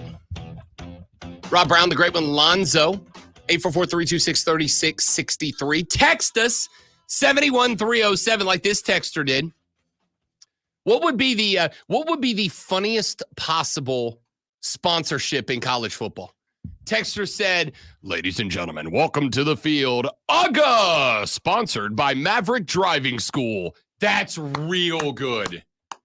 That's real because of the whole Georgia players bad driving thing. Get it? That's the Maverick Driving School sponsoring UGA. That's pretty good. I get it now. That's pretty good. When you said Maverick, though, I thought Top Gun. And there's, they were looking into possibly becoming truck drivers if they got kicked out. So, I'm 100% sure there are no UGA players that have a clean enough driving record to get hired as a truck driver or an Uber driver at that rate. Maybe that's who Georgia should get to title sponsor the team. Uber, if you need to play this Saturday and not get suspended, call us. How the Georgia football team gets around. Yeah. Uber. Kirby Smart enacts every year a mandatory Uber. Don't worry, it's paid for by the school as part of your NIL deal, but you must Uber everywhere if you want to be a Bulldog. No more driving. We're going to get you an NIL deal that gets you a brand new Dodge Charger, but you can't drive it till you leave. You can't drive it till you get to the league. Park that thing, don't drive it around. That's a really good but sensitive joke, William. Really good but sensitive joke. Makes me miss Greg Stank. So if you get that, What's the funniest possible sponsorship for a college football team? And I did like that. I did like that question from the D train, the real diesel. I did like that question. Where's the cut? Because like I said, do I have an issue with a team slapping a logo on the field? Not really. It doesn't impact me. I was going to say, I don't really care. A lot of people do. Yeah. Why? Because there is a feeling that college football, especially on game day, especially between the lines, is supposed to be a sanctuary from all this, right? It's supposed to be a sanctuary from real life. We are advertised to constantly and unceasingly. I saw the other day there was a bunch of people mad because the rapper Ice Spice, who I know zero songs of because I'm an old white guy. I don't know any of her songs either, but I know she's talked about a lot. I know she is. Yeah, she's on that new that new pop commercial. What you would say a soft drink? No, you would say soda. A soda. Yeah. Coke. What flavor? But Ice Spice, who also, if I recall correctly, recently released a song with Taylor Swift. That means you made it, right? She did a concert the other day, and she took an intermission during the concert, right? Which is fine. A lot of artists do that, especially if you're an artist who does, 3.5, 4 hour concerts. They'll take a 10, 15 minute intermission, let them go in the back, grab a water, change wardrobes, catch their breath, whatever. She went on intermission. And ordinarily at a concert intermission, what happens? They turn on the lights, right? Y'all hit the bathroom, grab yourself another beer, whatever you need to do, and then come on back. Ice Spice on the Jumbotron on stage started running advertisements during the intermission, right? And then apparently was running them during the show, like during the show. When I went up to the Creed concert in Charlotte not too long ago, the pavilion that was hosting it, they have big Titantrons that, you're a wrestling fan when you call them Titantrons. They have big Titantrons on both sides of the stage and up on the top of the stage cover, like the canopy that goes over the stage. And they were running advertisements with volume during the lead up to the concert. So you're there, you're in the concert pit, you're ready for Scott Stapp and the fellas to come out and greet you with arms wide open. And while you're when you're trying to have a conversation with the guys, when you're trying to have a conversation with the fellas, and then all of a sudden you hear, "Do you want to be cool? Drink our wine." It's like, nah, dude. We are advertised to constantly. There is nothing. I complained not too long ago about the beach down in Florida. There's a boat that now parks off the beach that has like a 75-foot screen on it that runs advertisements. I'm like, I can't even look at the damn water anymore without being advertised to. So on Football Saturdays, between the lines for 60 minutes, I'd like to not have that in my face, but now even when I look at a football field, I'm being advertised to. But here's the reality. When we allowed college football to become the professional sport that so many of you claim that it is now, and maybe I agree with you, who cares? When we decided to allow college football to be dictated by businessmen, it became subject to the same rules as everything else, which is, how do we get the most money out of it? And the answer is, you let people give you money just for the benefit of placing their logo in front of your eyeballs. You are, my friends, the product. You're the product. And they are paying the University of Tennessee. Loves is paying the University of Tennessee for the next 20 years to sell you and your time to Loves. That's what they're doing. They are selling your time and your attention to Loves for 20 years. Do I have a problem with it? No, because you cannot be competitive without the biggest possible budget anymore. That's why FSU and Clemson went out of the ACC, because the recognition is they can't have the biggest possible budget in that conference. The biggest possible budget is waiting for them in the Big Ten or the Southeastern Conference, wherever they land up. That's the point of these lawsuits. You are the product. And let's not pretend we're any different. Do you know why radio shows exist? Radio shows don't exist to give you the pure ecstasy of listening to Lonzo and I be entertaining as hell. We exist to give you a reason to listen for 15 minutes so that you'll then listen to the advertisements that run between our segments. That's why. That's why we need you to listen. Because if you don't, if you stop, if you go elsewhere, we can't sell the advertising. We can't sell the advertising. We don't make money. We don't make money. Well, Lonzo and I already don't make money. But like, the station doesn't make money and we don't work anymore. It doesn't exist, right? But I think for a lot of people, there was some expectation that the sanctuary of college football, between the lines, for 60 on a Saturday was holy, right? It was a place where none of that should exist. And now you're going to have big old fat yellow Loves logos on the field. So I think that's where that comes from.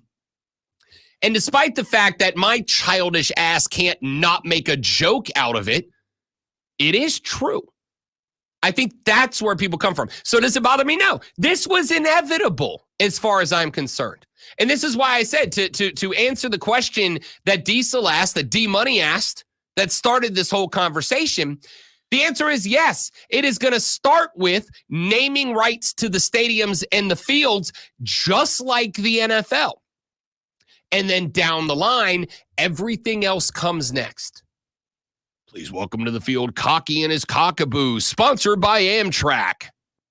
Because it's a train thing, right? It's a train sponsorship. And now running down the Hair Club for Men Hill, welcome your Clemson Tigers. I mean, that's absolutely going to happen. Now, what's off limits for schools? What traditions might a school say, we don't care, there is no price on this? I don't know. But if you're telling me you don't think if somebody came to Clemson right now and said, we'd like to offer you $500 million for a 25-year contract to be able to slap our logo on the side of the hill so that every time the Tigers enter the stadium and run down the hill, our logo gets shown on national television or regional television. And you think Clemson would say no to that? Would they say no to $5 million a year? Maybe. Maybe that's not worth it. But what if a school said, or what if a company said, Clemson's got 5 or 6 or 7 nationally broadcast games per year. What's the price of having a gigantic logo slapped on television 5 or 6 times nationally? $20 million a year? For Tennessee, it's $21 million a year. 50? 75? The answer is yes. These things will be sold. Back after this on the Rob Brown Show in the Fan Upstate. New life. All right, guys, one more. Stick it right there. Be right back. Don't go nowhere.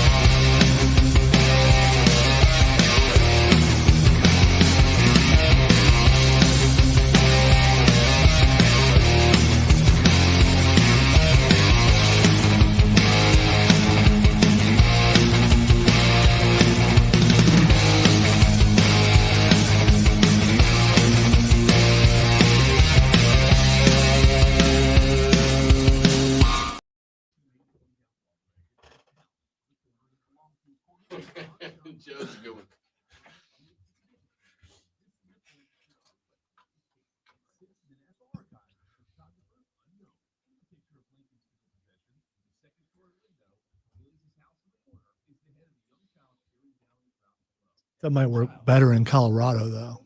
Just saying.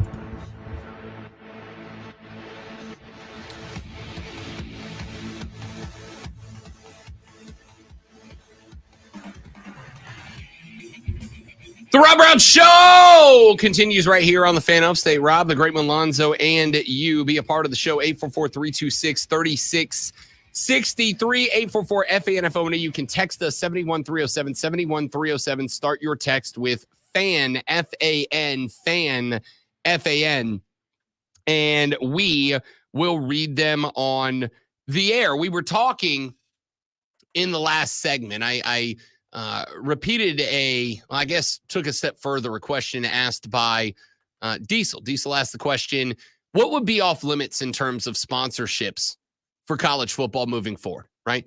Tennessee just signed a 20-year naming rights agreement with Love's Travel Center that will allow them to become, Pilot Travel Center, that will allow Pilot Travel Center to become the presenting sponsor of Neyland Stadium on Tennessee home game days. And Diesel asked the question, is there anything that's too sacred? Is there anything that is off limits? Is there anything that you would say your school cannot sell the naming rights to? Is there anything that just can't be corporatized? Lonzo said, why are people upset about this? Why are people up in arms about this? My answer is this: because we're advertised to constantly, unendingly. Everywhere you look are advertisements. I don't care where you go. You get on a bus, there's advertisements by the handrails. You go to the mall, there's advertising hanging from the banner. How many billboards do you drive by on the way to work every day? When you turn on TV, I sat down last night on the couch to watch a little Law & Order SVU because anytime the fiance and I have at-home date night, we watch murder shows. And on a subscription service that I pay for to not watch commercials when the show airs on TV, every 5 minutes they broke in with 90 seconds of advertisements. This is a streaming service that sent me an email not too long ago to let me know that my monthly rate is going up. I have to pay more money next month to continue to stream. And oh, by the way, we're adding more commercials to it, right? And so you like to think on Sunday, on Saturday, when you tune in for a football game, you know there's going to be TV advertisements. That's just part of the game. That keeps the schools afloat. As we mentioned, when it comes to top-tier college football programs in top-tier college football conferences, the television revenue is what floats the program more than anything else. So you're going to get TV contracts. But damn it, when there's a quarterback and a safety on the field and they're playing football against each other, these people don't want to have to look at advertisements. I got to do that all the time. Every time that anything happens that causes a break in the action, you guys hit me in the face with an advertisement. Why do you have to do it even when there is action? Why, when the quarterback rolls out right, do I have to see a big old yellow Pilot Travel Center logo or whatever? And for the record, I'm not punching down at Pilot or anybody else. The name of the game is getting your logo, getting your brand in front of as many people as possible. Zoe and I, that is part of our job now. Part of our job is to get the show in front of as many people as possible. That is part of the reason, not the only reason, but part of the reason that I do my best to be engaged with and at every possible local sporting event. I'm standing on a stage in front of fans at Greenville Triumph games. By the way, they're back home this Friday against Paladin Stadium. We'll have Coach Rick Wright on either tomorrow or Friday to talk about it. I'll let you know when we get that wrapped up. Every single home hockey game for the Swamp Rabbits. Rob Brown's on the ice with a microphone talking about himself. I can't do it for the drive, unfortunately, anymore because they play weeknight games that don't end until 10:30, and I got to be here at 4 a.m. So that don't work. But when I can, I'm there. And when I go, I got to be that absolute Delta Bravo that wears his own name on the jersey. Why? Is it because I'm a giant egomaniac? Kinda. But that's not exclusively why. It's also because I want people to see the name on the back of the jersey and think to themselves, Rob Brown. So that when they're flipping channels one morning and they come across the three-time South Carolina Broadcasters Association Sports Talk Radio Show of the Year award winners, the Rob Brown Show, and they hear, hey, thanks for tuning in, everybody, to the Rob Brown Show. They go, Rob Brown, wherever. Oh, that's that guy at the baseball game. Let me see what this guy's all about. And hopefully we get him hooked. Hopefully we get him in the building. Hopefully we get him in as a part of the show. So we play the game too. So does your company that you work for. If that was not the name of the game, guess what? Your company wouldn't have trucks driving around on the interstate that have the name of your company slapped all over them. Why do they do that? Because the next time that I need a exterminator company or a catering company or a plumber or whatever else, I want them to have that recognition already in their brain. I want them to have that recognition already in the back of their mind, even if it is subconsciously, so that when it's time to listen to a sports talk radio show, they think about the Rob Brown Show on the Fan Upstate. Or when they need a plumber, they think about Johnny's Plumbing Company. Or when they go out to the parking lot right now. Well, well, unless you're listening on your phone on the Odyssey app and you can take us with you, then go. But if not, next time you get a break, walk out to your parking lot and go look at any of the newer looking cars in the parking lot and walk around to the back of those cars. On the back of just about every one of those cars, there's going to be a little silver, what would you call those things? Little silver tag stuck on the back of that car. Or it'll be painted on. And it has what on it? It has the name of the dealership that person bought the car from. Why? The person driving that car already owns a car. It's not for you. That's why it's on the back of the car and not the front. It's on the back of the car. Why? So that the next time you're stopped at a red light and somebody pulls up behind you and they're looking at the back of your car and they see that little silver tag for Bob's Used Cars, subconsciously they store it in the old noggin. And then a week later or a month later or a year later or a decade later, when it's time for them to buy a new car and they go, I got to find a new car. I got to get a new rig. And they go search dealerships and they're scrolling through the thousands of dealerships available. And now with online car sales, you don't even have to leave the house anymore, right? But when they go search it and they look online and there's Bob's Used Cars that pops up on the list of local dealerships, that triggers something. I've seen that before. And now all of a sudden, Bob's Used Cars stands out. So they're on board. That is from a tag on the back of a vehicle driven by somebody that already owns the vehicle. They don't need another one. It's just to get you thinking about them.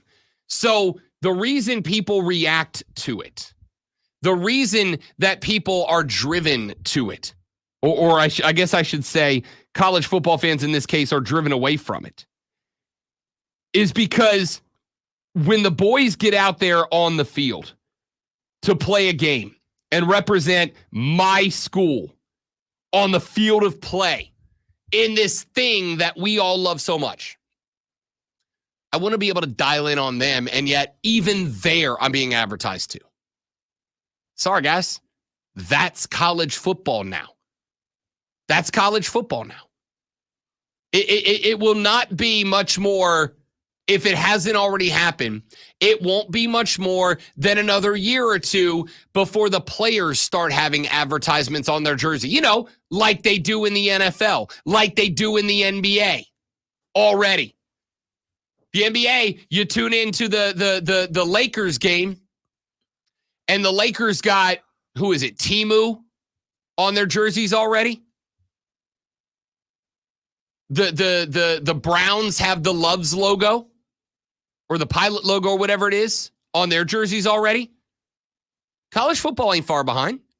It's really not. It is not too long before you're going to see, whatever logo, an Amazon logo on the shoulder pad of a whatever. Again, think about it. It's for the record, it's already happened, right? Nike, Under Armour, whoever's making your team's jersey, that big old check mark is already on the shoulder, but it's just been there so long that you're used to it. And that is exactly the same plan that they have here. Do it so much and so long and so often that you're used to it. Do it for so long and so often. Get that advertisement in front of your eyeballs so many times that you become nose blind to it, right? The comparison I make all the time is this. I grew up in Shalimar, Florida, about a mile shy of the runway that the largest Air Force base in the United States, Eglin Air Force Base, flies sorties off of all day, every day. There are constantly F-15s and 16s and 35s that are taking off and landing.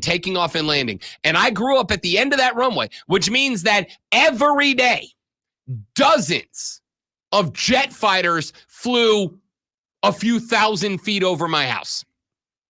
And you can tell when they do as they fly by. Got to the point, I didn't hear them anymore. Got to the point, it didn't faze me.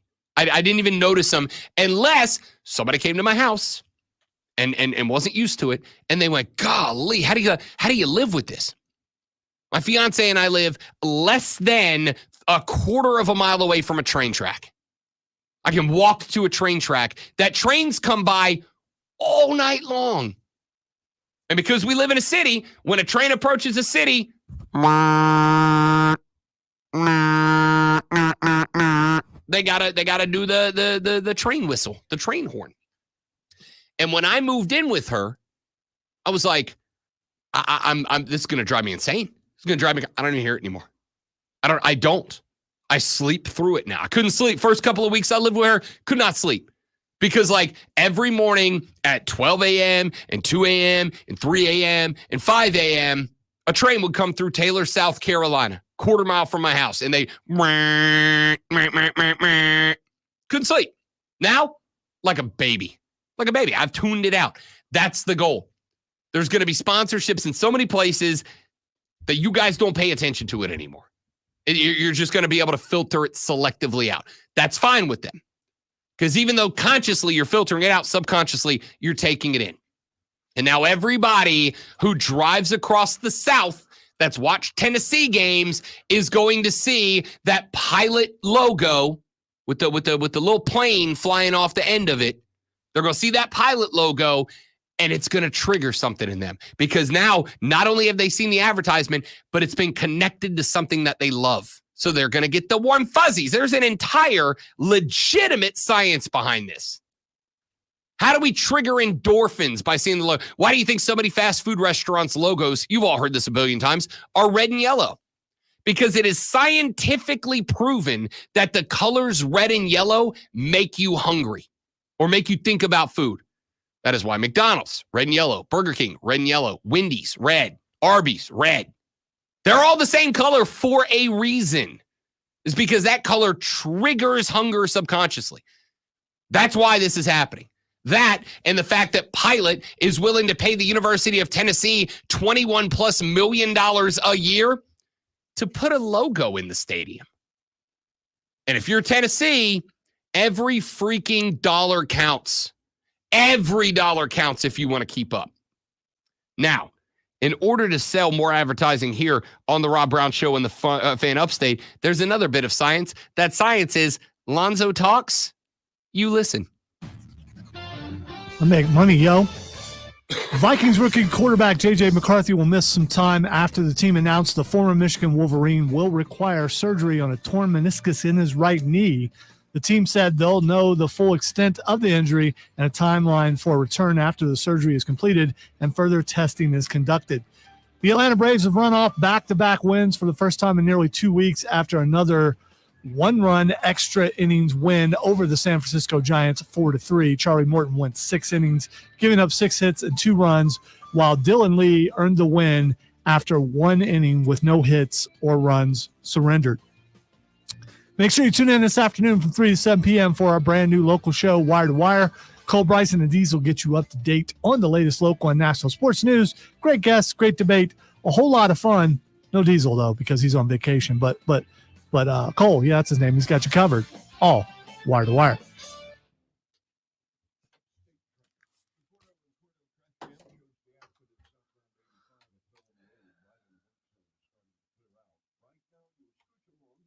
Scooch.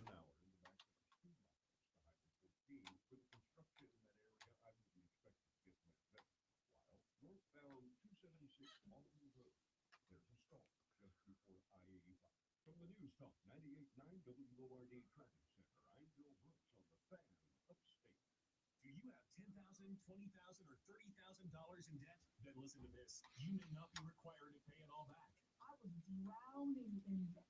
I had over $36,000 in debt. If I would have just made a minimum payment, it would have taken me 59 years to pay off. Whether it's credit card, medical, or personal loan debt, National Debt Relief can help significantly reduce what you owe. In fact, debt relief payments can be 50% less than your monthly credit card payments. That's right, half as much as you're paying now. National Debt Relief reduced my debt by over $27,000. With National Debt Relief, you have a powerful team that knows how to talk to your creditors. National Debt Relief, they got me out of debt. More than 550,000 Americans have used National Debt Relief to reduce their debt.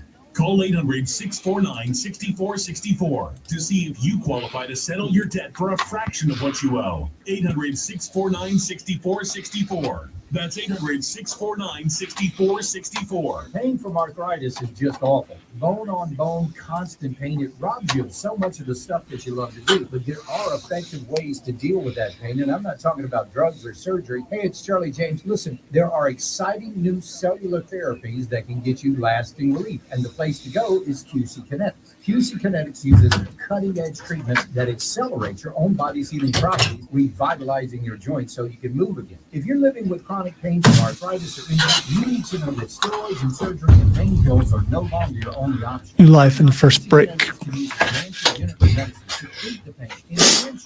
Restore your mobility and give you long-term relief. Sure, there is, Joey B, because there is a minute happening right now. And if there's a minute happening by, a train goes by the house. Say that again. I'm sorry. Something in the next break. I just didn't catch who. I'm guessing New Life. You were dealing with important things. Correct. New Life.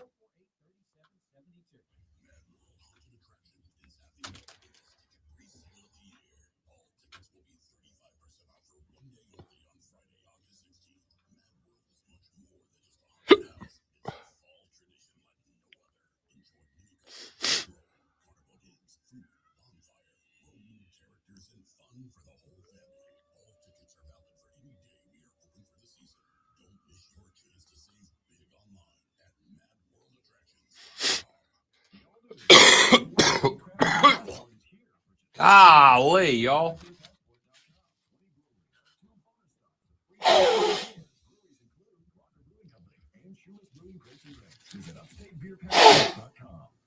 Meet Cheryl. Hey, she's on vacation and lost in the moment. Unfortunately, so is her Chase debit card. It's gotta be somewhere. Maybe she lost it at Southside. She searched in her pockets. Or maybe she lost it at Pilates. 3, 2.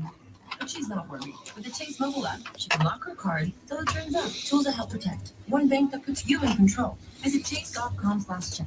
Chase, make more of what's yours. Chase mobile app is available for select mobile devices. Message and data rates may apply. JP Morgan Chase Bank, NA member FDIC. This is the story of the one. As a warehouse manager, her job is to transform chaos into clarity and to see patterns where others see problems. Luckily, she's got a partner who shares her perspective. Grainger offers over 1 million industrial-grade products, backed by real-person support and in-depth online resources, so she can tackle every task with precision and turn potential setbacks into streamlined success. Call clickgrainger.com or visit. Good morning, James. Welcome back, Donovan.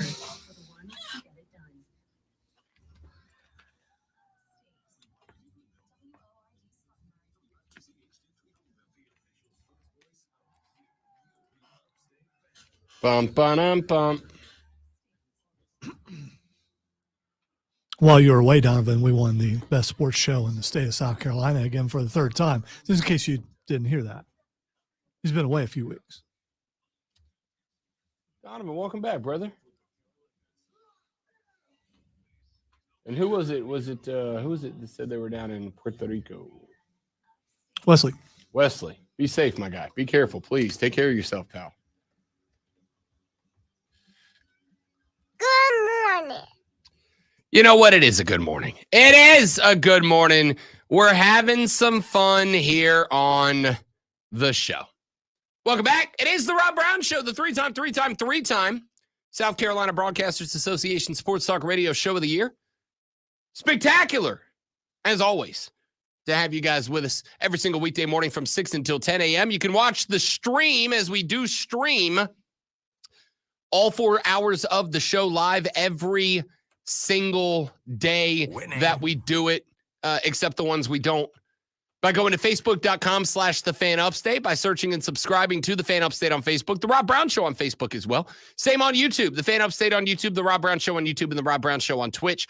All of those destinations we stream the show live to every single day. You are welcomed, encouraged, nay, demanded to join us on the live stream. America indeed. And always overexcited to do the show. Always overexcited. Thanks, XL. By the way, Xavier Legette has been seen back at practice, has not been going through full contact drills, but has been in gear, has been running routes, has been catching footballs. We'll see. I got to think week 2 is where we are going to see the majority of the snaps for starters around the league. I got to think week 2 is the week that we are going to see the majority of starters. That being said, one of them we will not see, J.J. McCarthy. And I will say this. I'm not a J.J. guy. I don't think J.J. is going to be a transformational quarterback. I don't think J.J. is going to be a guy, especially not in year 1, that's going to blow anybody away. Though I will say, in his first preseason appearance, outside of the pick that he threw early, J.J. dropped some dots on dudes. J.J. was threading it a little bit in his first preseason game. A couple of very nice sideline passes, etc. Regardless of how I feel about the dude, I do hope, as he has got to undergo surgery for a torn meniscus in his right knee, I do hope it's not serious. The question mark is, do they have to just simply trim the meniscus, which would mean he could return in just a few weeks, or will they have to go in there and completely replace that meniscus, in which case he could miss time going into the season? Sam Darnold obviously going to be listed sole quarterback number 1 for the Minnesota Vikings now. Number 1, Sam's last shot, right? Sam's last shot to be a starter. He is, again, a more than serviceable QB2 on any roster. If Sam Darnold's going to be a starting quarterback, this is his last opportunity. And if you believe that part of the reason that Kirk Cousins got the contract he got with Atlanta was because of the skill level of the receivers, running backs, and tight ends he was playing with in Minnesota, which is an impressive skill level, Sam Darnold's got to do something with this opportunity. Number two, shout out to J.J. McCarthy. Regardless of how you feel about the kid's future, I hope it is dictated by his skill level and talent level, not by a stupid preseason injury that ends up becoming something more serious. So we'll see what impact that has. J.J. McCarthy, do not have a timetable on his return yet. Do not know how long he is going to be out, how much he is going to miss with that meniscus. We will find out what, if anything, comes next for J.J. McCarthy.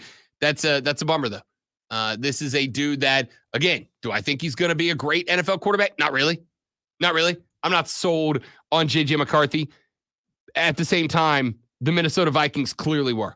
The Minnesota Vikings clearly believe that this kid is ready to be a QB in the show, and I hope it's up to him, not his knee, whether he is or is not. But we'll keep an eye on that story as it continues to develop.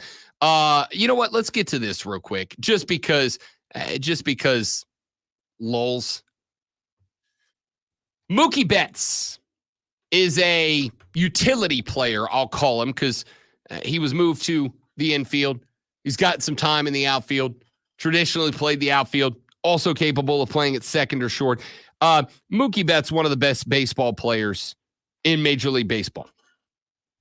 And despite the fact that he is an LA Dodger, Rob Brown's a pretty big fan of Mookie Betts.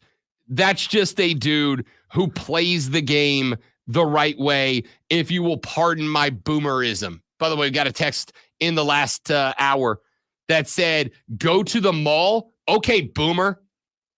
I'm going to tell you right now, Greenville, South Carolina is very lucky to have a mall that is still worth going to. Okay, I don't understand. The kids don't go to malls anymore. Really? Yeah, hanging out at the mall when I was growing up, hanging at the mall used to be a thing that you did. That's a lie. That's not true. Anytime I've been to Haywood Mall, it's full of teenagers. So, I mean, you know, I don't get it. Okay, it's not viewed as being a traditional hangout for the youth anymore. All right, I just want to also point out that the majority of the stores there are geared towards teenagers. No, I wouldn't go that far. Oh yeah, for sure. As a regular visitor of the Haywood Mall, because again, we do have one of the few malls that is still worth going to. As a regular participant in the activities of the Haywood Mall, because it's on the way home for me. I don't know that I go that far. Would I say there's teenagers that hang out there? Yes. Is it? Are you there on a Friday or Saturday? Occasionally. Usually it is. Why are you at the mall? That's creepy. You're old. You're not supposed to go there. Because the mall sells things, and I can get multiple things in one go, unless I can get all the same things at the Costco, and then I go to the Costco because also I'm old. So you just go and sit outside the Lego store and wish you had money. No, I go in the Lego store and wish I had money. Okay. All right. Yeah, I go hands-on with things that I can't afford, for sure. Anyway, if you'll pardon my boomerisms, Alex said I only go to the Haywood Mall for Spirit Halloween. About that time, by the way. About that time. Almost spooky season. About that time. The LA Dodgers star, as the Dodgers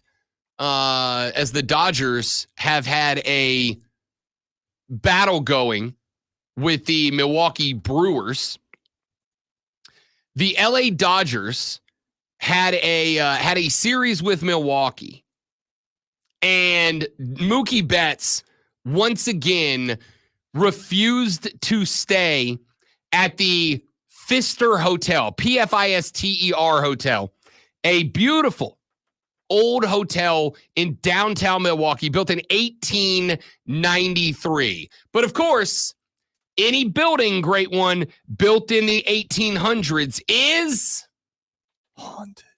That is correct. The Pfister Hotel is rumored to be haunted. There are legends of ghosts walking the hallways of the Pfister Hotel. And Mookie Betts believes that to be correct. Now, we've actually told you the story before that baseball players staying at the Pfister Hotel have claimed to have had encounters of the paranormal kind.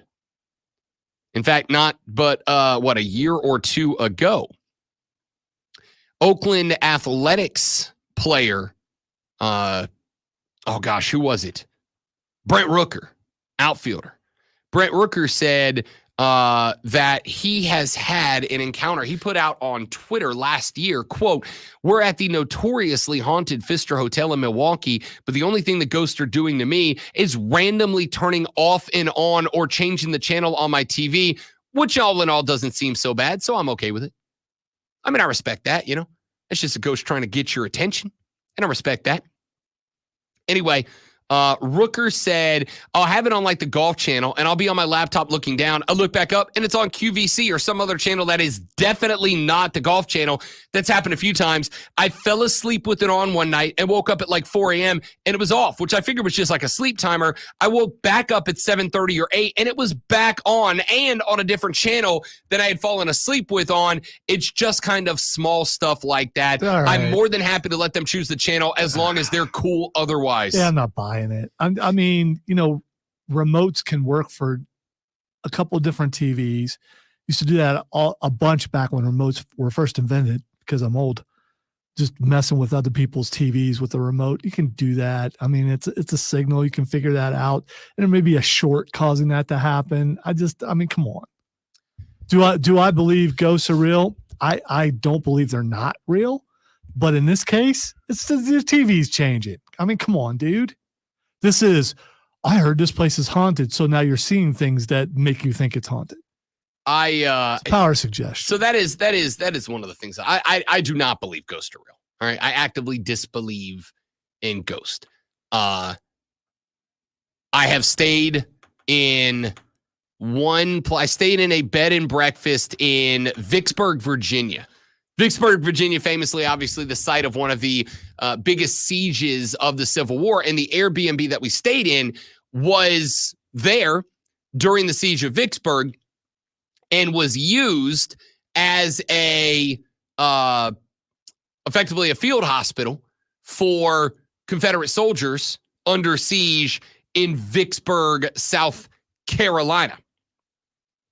So we stayed in that hotel. And I will say, despite being a skeptic at the best, I did have some weird stuff go down that night. All right. Now I heard somebody walking up and then down and then up and down the stairs at night. Can I prove that it was a ghost as opposed to just somebody out there making the rounds, security guard? No. Or possibly air conditioning causing, an older place to creak in ways. Absolutely. I mean, no, this was definitely footsteps on the stairs. Mm-hmm. You could hear them going up and down, like to and from you. But again, your scientific mind didn't set up like your phone camera or something trying to catch the footsteps. Well, I was like 14, so okay. Well, so you didn't develop that till you got older. Yes, that is absolutely correct. You should have been right in the middle of learning, right there, 14. No, at that point, Rob Brown was not the cynical butthole that he is today. I hadn't reached that point in my life yet. Life does do that to some people. Yeah, that is correct. 29 years ago, I was not the complete and total butt that I am today. So no.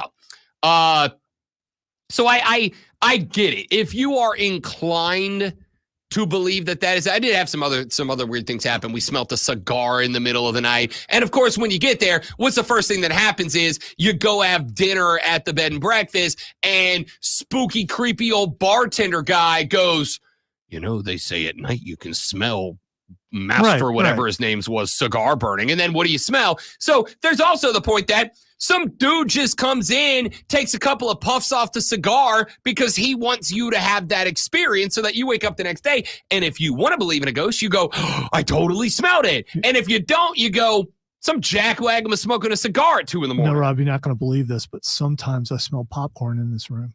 And I didn't make the popcorn. Well, as we all know, one of the long ago dead hosts on the Fan Upstate back in 1893, when they were talking about Abner Doubleday and his electrifying baseball talent. Because that's what they would have been talking about. Yeah, was known for munching on popcorn in the studio. Yeah. And the spirit remains. Yes. Anyway, Mookie Betts refuses to stay at the Pfister Hotel. He won't do it. The Dodgers have another matchup coming with the Brewers down the pipe, and he has already said, nope, I'm staying at an Airbnb. He did go on to say that he doesn't really believe in ghosts, but said that he could not, last time they stayed there, and he did stay there, he couldn't sleep because even though he doesn't believe in ghosts, quote, I couldn't sleep, every noise, I'd be like, is that something? Is that something? So they got in Mookie's head. So now he's got to stay somewhere else. That's 100% it. And I got to tell you right now, if I am the Brewers, I am laying into that so hard. Yeah, during camp, we stay at the Pfister, and I got to tell you. But that's what every campfire story is for, to prime the audience to getting jump scared or whatever. So, bingo. We talked about this yesterday on the show. One of the most important principles of communications that you will learn is how to prime your audience. That is to say, how to get something into the head of your audience so that when they see or hear something else, they subconsciously or otherwise think about your thing. If I'm the Brewers, are you kidding me?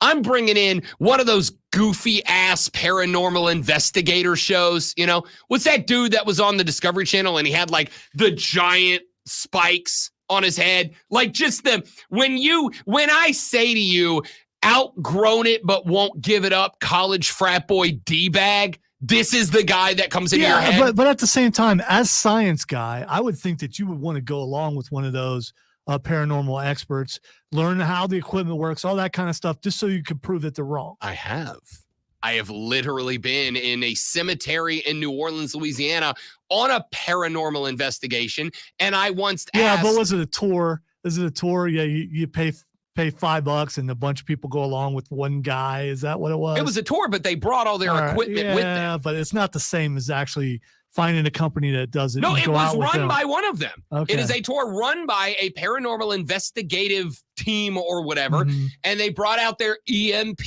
meters and their spirit boxes and their this gauge and that gauge. And I was like, all right, well, you know, this EMP, it picks up electromagnetic spikes. And I'm like, all right, but like, how do you know it's caused by a spirit? Well, that's just what they generate. Right. But how do you know that they generate that? How do you know that a paranormal, if I was the Brewers, I don't care about any of that. Some guy's like, dude, I paid $5 to get scared. Why don't you shut up? Pretty much. I will say we had one of those. I went on that one. We got told before you go in, you know, it's noted that this lady who got murdered in this house and is buried here, she used to wear jasmine scented perfume. And wouldn't you know it, when you got to her grave, is that jasmine in the air? Shocking, So, I know. as someone who doesn't believe in any of that, why are you going on all these tours? Because same reason I don't believe that Tom Cruise is flying jets upside down like it's the Death Star, but I'm still going to watch Top Gun and love the hell out of it because good stories are good stories. If anyone could do it, it would be Tom Cruise. No, if anybody could do it, it's a trained United States Air Force jet fighter pilot. I think he does fly his own. Jets. Again, that stunt can't I've watched Air Force pilots bring it down on YouTube. Those planes physically cannot perform that activity. But again, a good story is I, above all else, love good stories. Above all else, I love a good story. That's why sports are so freaking good. Not because of whether this quarterback can break down a cover 2, cover 3, read a front 4 versus a front 3 and make the right adjustments. That's all well and good. The good story is, can Dak Prescott overcome the playoff bugaboo? Then you and I need to go to a haunted, house or 100%. hayride or something, so you can prove that it's not real. No, not that. Because me getting jump scared is not the same as being told a good story. So you couldn't get jump scared by an actual ghost? If it happens, that would be the greatest thing that ever happened because I would have empirical evidence that this is a real thing. All right? Yes, I'm all in for all of this. What I'm saying is, if I am the Brewers, I'm bringing out, I think his name was Zach. I'm bringing out that DB from the Discovery Channel with his 90 necklaces and leather wristbands for no reason at all and being like, here's what I need you to do, bud. What I need you to do is I need you to tell the rest of MLB that this is the most haunted place the haunts have haunts. The ghosts are scared of the ghosts that are here. That's what I need you to tell them. So Mookie Betts can't get a good night's sleep. Texter said, I've stayed at the Pfister a few years ago for my wife's cousin's wedding, and I had to share a room with my in-laws. Far more frightening than a ghost. I'd risk it with a ghost. Especially if they were still active. You know what I mean? Back after this on the Rob Brown Show. Oh, in the Fan Upstate.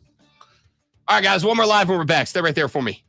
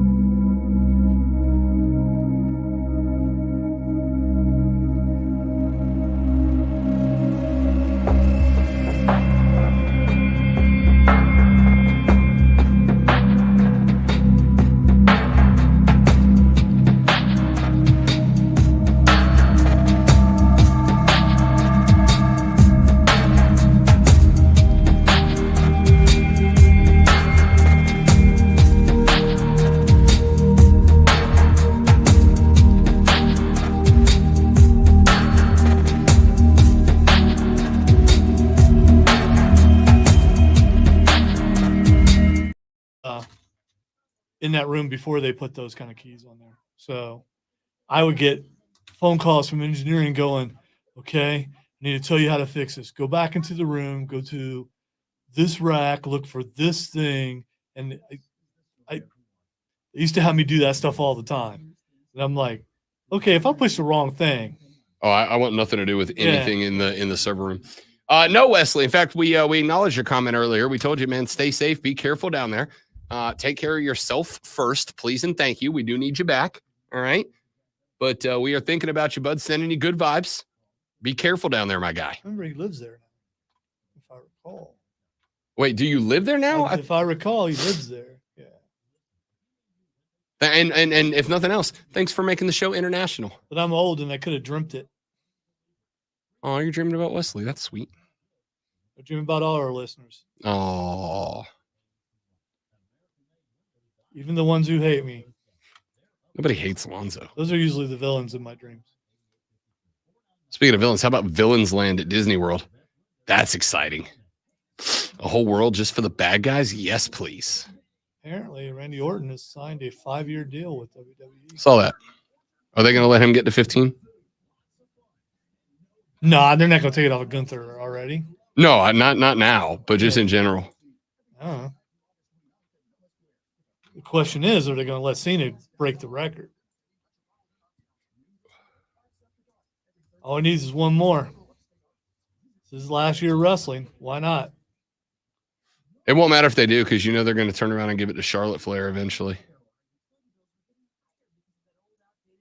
As well, they should. She's like the actually the best women's wrestler of all time. But, that's my opinion. Chiefs rookie running back Carson Steele. Yeah. I know you sent this to me. I'm saying it for the stream. Okay. Chiefs rookie running back Carson Steele owns a pet alligator. So his teammates call him Crocodile. Asked about it. He said, quote, I got him 2nd or 3rd grade, probably as a Christmas present. Probably as a Christmas present. Hey, kid, Merry Christmas. Here's an alligator. In fairness, that's actually kind of awesome. Well, I thought that happened all the time in Louisiana. Yeah, man.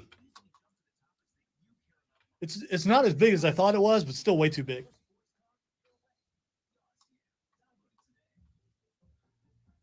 So I didn't really check to see if that was a current picture or not. That could have been when he first got it. No, it was smaller than that when he first got it. He talked about that. I saw him in a couple press conferences yesterday. Or it was on my X feed. I don't know why I get all these Chiefs stuff on my X feed. Can't imagine. Oh, it's because Big Brother's watching you. Yeah.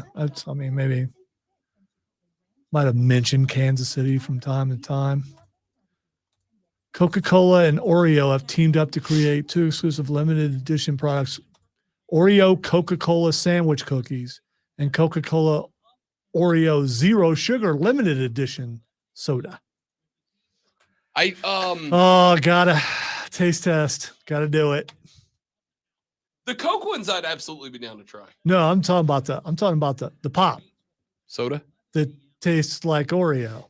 This is just gonna have like a. I'd try that too. I've had chocolate cola before, and it just had a hint of chocolate in it. I think they just like dropped a Milk Dud in RC Cola, but it still is.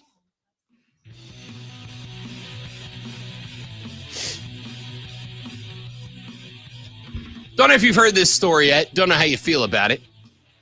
I did have a chuckle last night as I was perusing Panthers message boards. The Panthers on Sunday had practice. And apparently the Panthers on Sunday offensively had a pretty bad practice. And a report came out after that pretty bad practice that is punishment for having a pretty bad practice. Dave Canales had the offense running gassers after practice. Now, as Lonzo and I and anybody else who played high school athletics can tell you, there are very few punishments that make you squirm quite as much as being forced to run gassers. A lot of people still have PTSD just hearing the word gassers. Gassers in football, it was sprint to the 10 back, the 20 back, the 30 back, the 40 back, the 50 back. In basketball, for us, it was free throw line back, timeline back, half court back, timeline other side back, 3-point line other side back, free throw line other side back, baseline other side back. Did they call those suicides? Because they called those suicides, same thing. Yeah. Yep, they were suicides when I was there. That word obviously not fan friendly anymore, so now they're gassers. Anyway, yesterday I got online and I was perusing Panther message boards, getting set for today's show. Because you never know where a moment of inspiration from a disgruntled fan might strike and give you the idea for a topic. Texas said in basketball, we call them guts. Yeah, that checks out because you want to puke yours up after you run one, for sure. Our basketball coach would make us run one, then your break was running to the other baseline to do them back the other way. Yeah, guts is a good word for it because after you're done with them, you puke yours onto the basketball court. Anyway, was perusing the Panthers message boards yesterday and came across one where after the news report came out that the Panthers offense had a bad day and Canellis had them running gassers as a punishment, where a guy created a meme. So I just sent it to you in your Twitter inbox if you don't mind taking a look at it, because I think you, as much as anybody else, will appreciate the hell out of this meme. The meme, and obviously this is much better to explain visually than it is to share. So if you're on the stream, there it is. If you're on the stream, I'm going to present the meme to you now. Let me take down the layover so you can see it. The meme is based on a Scooby-Doo cartoon. It has a picture of, from a very famous Scooby-Doo episode, the guest, the host, combine those words, the ghost, the bad guy ghost that is haunting whatever mansion or theme park or villa or whatever the gang is investigating, tied up with a rope. And over the top of the ghost, it has the headline from when Dave Canales made the offense run gassers. And of course, it's Freddie talking to the gang, saying, okay, gang, let's see who the coach really is. And Freddie removes in the episode the mask off the ghost to show that it was the theme park owner, Mr. Loggins. But why, Mr. Loggins? Why? Because I wanted to run up the price to the amusement park and sell it to the land developers. And I would have gotten away with it, too, if it wasn't for you kids and your meddling dog.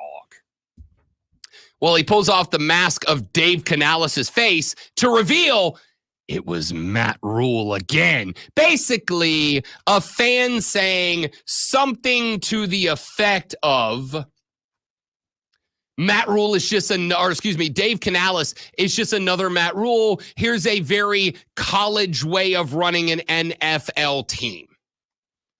And I will acknowledge, Lonzo, that the meme got the same reaction from me that it got to you. Not a full laugh, but like the breathe out of your nose laugh. Well, it's also you're hoping it's not true, and then there's this whole thing.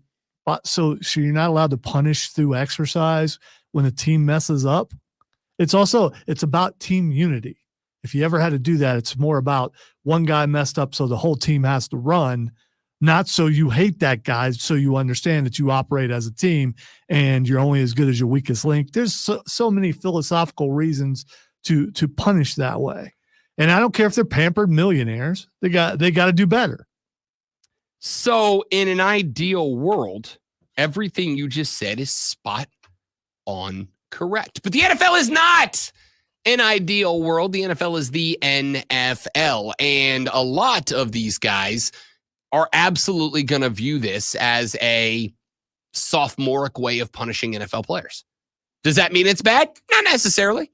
Not necessarily. This is one spot that I will say it is very important to develop team leaders, because what stops that mentality from taking over are team leaders who look the guys who do whine and complain about this being collegiate, sophomoric, in the face and going, get the hell over it. We are a team. We operate as such. I don't know if Dave Canales has developed those team leaders. We'll find out in 2 weeks when the Panthers go down to New Orleans and take on the Saints in week number 1. What I will say is this. By God, are Panthers fans that bad? Are Panthers fans that bad? I was very curious. This meme got put up, and the Panthers fans are split right down the middle. For instance, there is a comment that says, "No, there's a clear difference, lulz." Now, the second commenter made the distinction that he still feels like he could get a beer with Dave Canales. And for the record, wow. Thanks, dude. I feel like I could get a beer with Dave Canales because Canales knows and loves to talk ball. And I appreciate a coach who actually talks ball like a coach and not like a coach speaker. There's a big difference.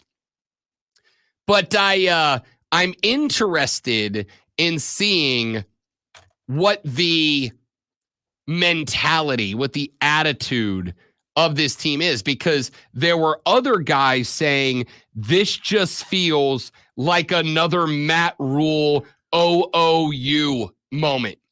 This just feels like another Matt Rule doesn't understand, acknowledge, or coach to the differences between college and NFL ball. So the difference is you become rich so you don't have to exercise as punishment. I don't get why. I mean, throughout football, all these kids, since they started in rec league, moving up through high school, through college, that's always been a punishment for them. But you get to the NFL and suddenly, well, we're the best. We're above that sort of thing. That's just ridiculous. Well, let's not pretend for even the singlest of single seconds that players who have NFL capability, A, don't stand out even from their Pee Wee League days, and B, aren't given special sets of rules. They still have to run with everybody else, though. That's what I'm talking about. I don't disagree. But I will also tell you, as somebody who has been around it, Hey, you smell that? I do smell popcorn, and it's infuriating. Must be a ghost. It's infuriating. The ghost of old Ron, the original host back in 1772 on this station. Thinking, Ron, go hang out with Doubleday and quit making popcorn. Cooking up the popcorn. Whoever's doing that's a bad person, though. I'm going to go on and say it. It's, you know what you're doing. What if it's Tori? You calling Tori a bad person? If she's cooking up, I love Tori. Okay. I love Tori. All right. Tori's arguably my favorite on-air personality. I think I like Tori more than myself. But if she is cooking up popcorn at 8:38 a.m. and filling this building with the scent of it, yeah, that's a jerk move. You hear me, Tori? You hear me? I mean, technically, most people, when they've been at work for 4 hours, are ready for lunch, and maybe that's just lunch. It does make you hungry, though. All of that being said, especially since I gave up popcorn since I was in the hospital and almost died last year, and just the smell of it makes me miss it. Are you holding popcorn responsible for your health issues? No, there are certain foods that don't digest well, and popcorn is one of those. Can you have glizzies? I'm not poor. That doesn't stop you from having a glizzy. Anyway, point here is, yes, a lot of NFL guys are going to look at something like this as beneath them. A lot of NFL guys are going to look at something like this as a very sophomoric and collegiate way to punish a group of NFL players for a poor day of production. That's not saying it is.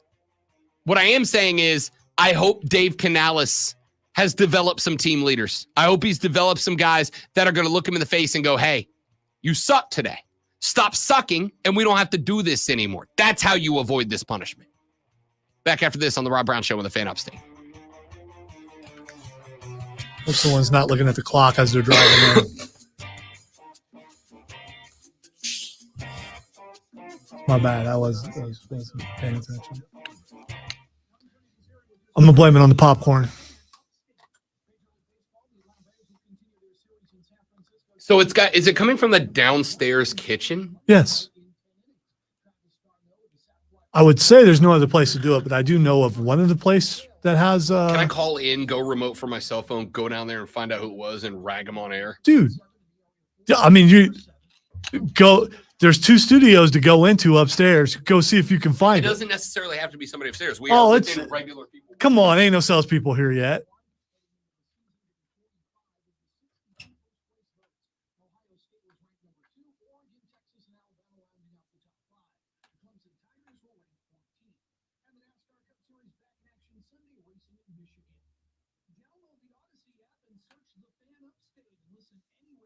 By the way, for those of you who think he's going to go into another studio and ask them if they're the ones who made popcorn, he ain't doing that.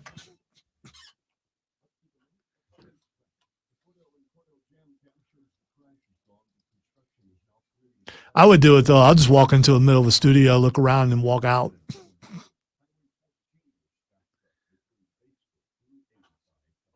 One of them leaves their door open, so you can just walk right in there.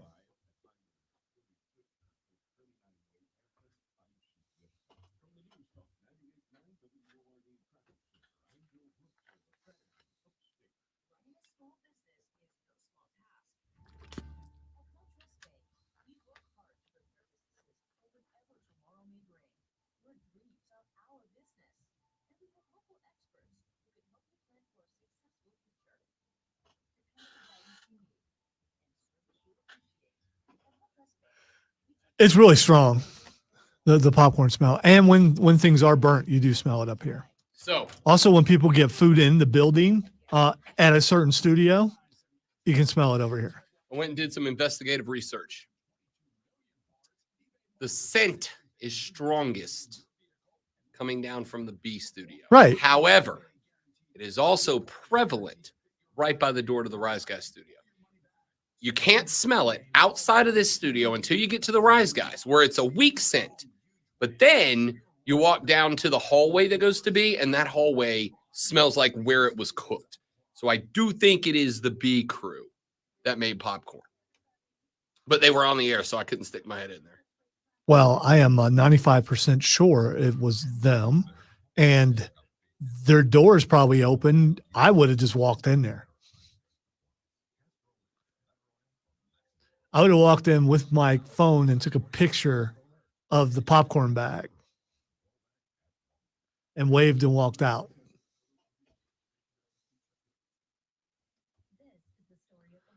What are they going to do? They're going to beat you up? Tom's pretty mean, though. I mean, and he's got meaner as he's gotten older. He might throw something at you. I don't know how good his aim is, but, you know. In our hypothetical, And if you go into Planet, by the time they get up, you'll be out the door. So I mean, take that however you want. in our hypothetical, who would win an on-air talent battle royale? No one from B is winning. Right. QL might be a threat. If he can do some high flyer stuff, he might be a threat. It's happened before, James.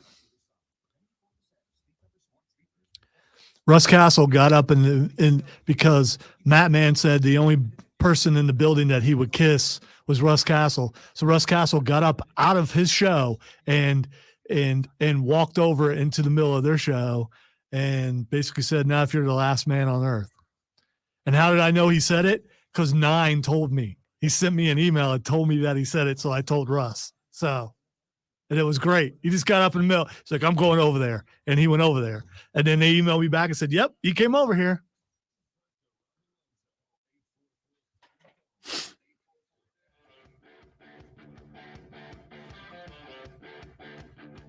And invading is kind of harsh, you know?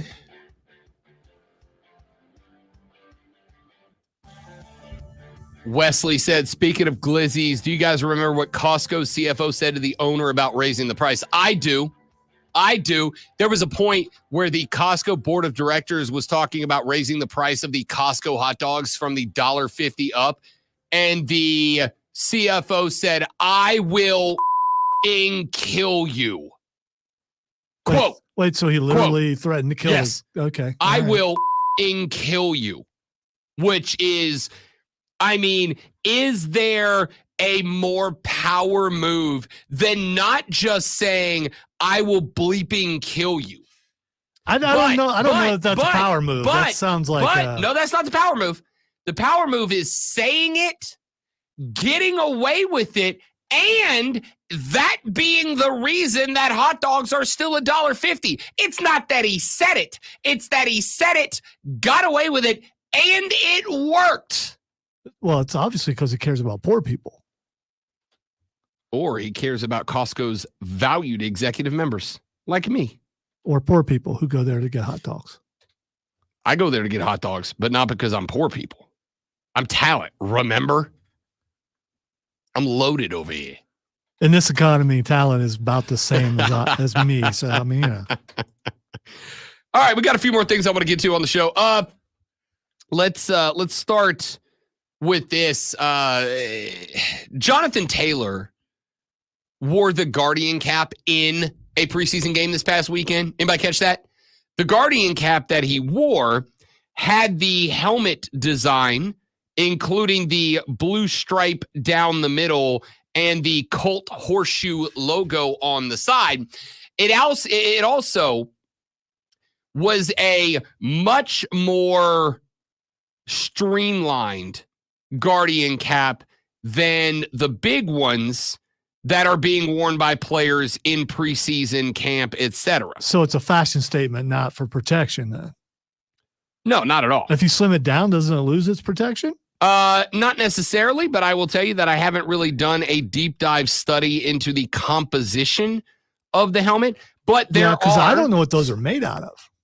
The Guardian caps, and I'm sure most of you at this point have seen them, are made up of a series of foam pads, very similar to the foam that goes into the shoulder pads between the shoulder and the shell of the pad. That same kind of composite foam, but it's made up of different segments so that it is not just more elastic and able to absorb the shock of helmet v helmet or helmet v ground contact, but it's also bendable, right? So it can conform to the space between the helmet and the helmet, or the helmet and the ground. I still have my concerns with Guardian caps. I understand the reason why they're doing it, but at the same time, unless you are going to wear them for an entire game, I think you're also kind of putting the guys in danger because they don't know what it feels like to get hit without them. Especially rookies coming in. Well, I guess they do in college, but so I mean, you protect them in practice. Why do they not wear them in games? Well, that is the question mark. Is the NFL has now, and this isn't a huge deal, but the NFL has, to my understanding, given clearance to players to wear them in real football contests if they elect to do so. So Jonathan Taylor was one of 5 Colts who wore the Guardian cap in that preseason game.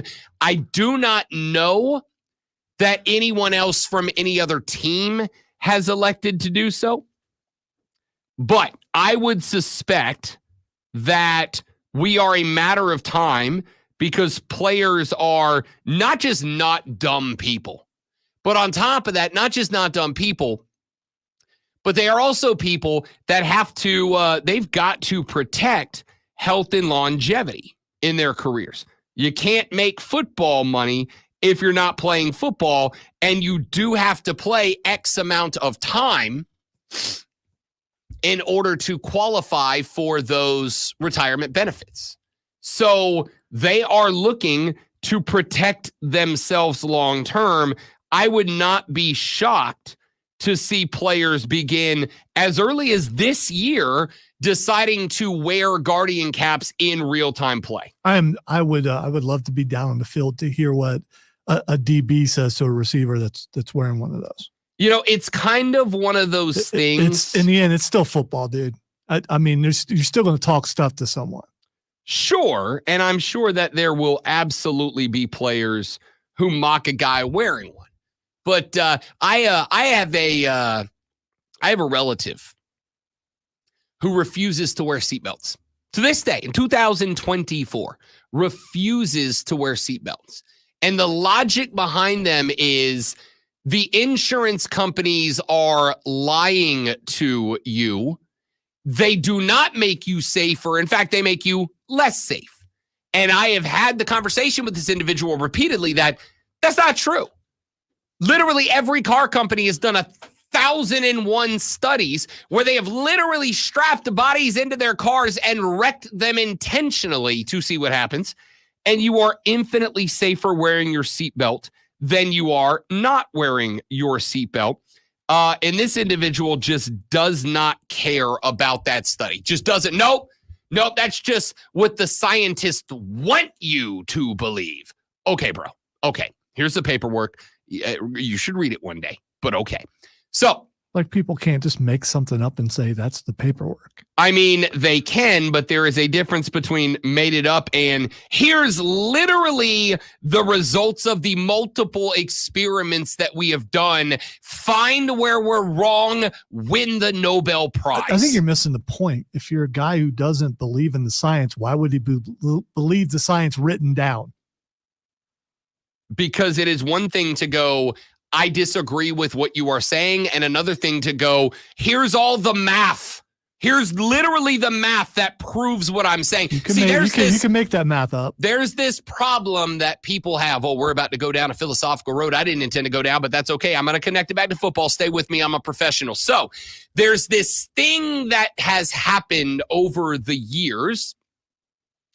There's this thing that's happened over the last couple of years where people think that numbers are biased, okay? Science is predicated on taking someone's math, numbers, results of an experiment, and proving them wrong. That is what science is. Science does not prove things right. Say science is a predator. What? No, predicated. Very, very different word in this context. And the point of science is not to prove things correct. The point of science is actually to prove things incorrect. It is to prove you're wrong.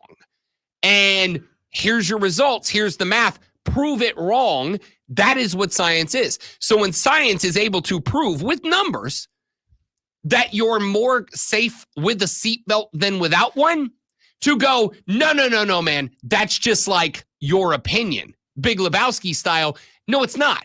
No, it's not. In science, you have an opinion, but then you have to prove that with numbers, and then someone else has to disprove that it is wrong by finding a bias or a flaw or incorrect math somewhere in there. I think you misunderstand me. What I'm saying is if someone doesn't believe it, writing it down isn't going to make them believe it. Oh, I don't disagree with that. There are some people able to look at proven empirical results and go, no, those are dumb and I hate them. And I don't disagree. Here's what I am saying.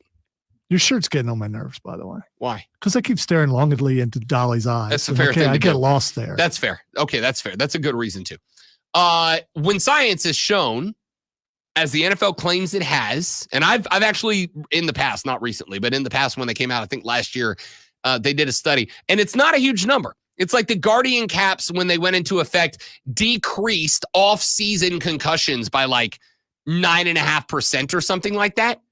But I mean, you're looking at getting rid of 10% of preseason head injuries. And that was in the first year that they were largely, if not entirely, worn by everybody that's not a quarterback. I got to tell you, if I'm a football dude, why the hell would I not wear one? What I'm saying, again, make it mandatory for everybody. Make it a part of the uniform. Don't make it voluntary. If this is to protect, as you just said, and it is, then make everyone wear them. If everyone wears them, then it's just become a part of the uniform. And people can make fun of it and all that kind of stuff. But after a while, you get used to it. Just make it a part of the uniform. Since they've decided to paint them like the helmets, that's what they're going to do. Once they did that, I mean, how noticeable is it going to be unless you're zooming in watching? Yeah, the helmets will look a little weird, but you're not. I mean, just make it mandatory for everybody. So that's exactly where I was going. Do not be shocked if at some point in the next year or two, these are part of the NFL system. Yeah, as soon as they painted them, it was like, yeah, that's what they're doing. So the first time, which was this offseason about 2 weeks ago, the first time that I saw one of these, and it was an LA Chargers, as a matter of fact. It was a practice clip that came out, and I watched the guy turn, and I'm like, yo, that must be a real tiny dude, because he's got a big ass head.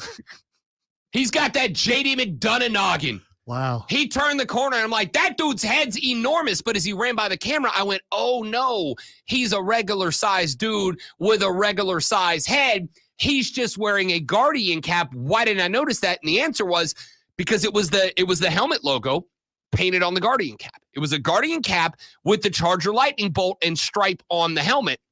And as soon as I saw that, I'm like, oh, okay, these are going to be mandatory. Because remember, it is not just protecting the players, but it's also the league protecting itself. And considering they've lost a lot of money losing lawsuits to former players because of CTE and head injuries, if these things definitely prove that head injuries are diminished by wearing them, and now they can slap logos on them, don't be shocked in the next 4 or 5 years if every NFL player on NFL Sunday is wearing Guardian caps on top of their helmets. I was going to make a joke about me and Lonzo having big heads, but I'm not going to do that. Instead, I'm just going to say Sports Flash. You're killing me, Smalls. But that's just... You were talking to me! Yeah, sure. The Dallas Cowboys have become the first American franchise to be valued at over $10 billion. The Cowboys, who haven't won a Lombardi trophy since 1996, topped the LA Rams, New York Giants, New England Patriots, and San Francisco 49ers as the most valuable franchises, while the league's 32 teams combined are worth $190 billion, according to Sportico. The Atlanta Braves have run off back-to-back wins for the first time in nearly 2 weeks after another one-run extra innings win over the San Francisco Giants, 4-3. Charlie Morton went 6 innings, giving up 6 hits and 2 runs, while Dylan Lee earned the win after 1 inning with no hits or runs surrendered. Tune in this afternoon from 3 to 7 p.m. for a brand new local show, Wire to Wire. Cole Bryson and Diesel get you up to date on the latest local and national sports news. Great guests, great debate, whole lot of fun. Wire to Wire.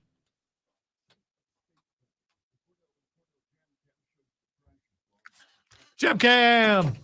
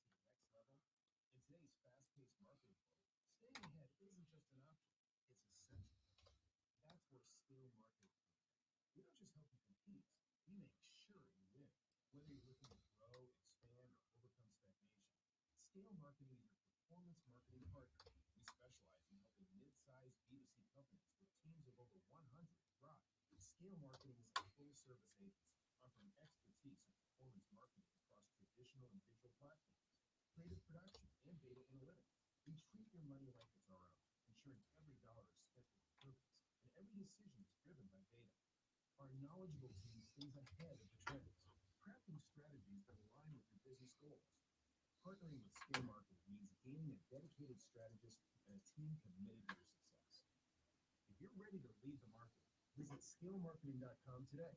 That's scalemarketing.com.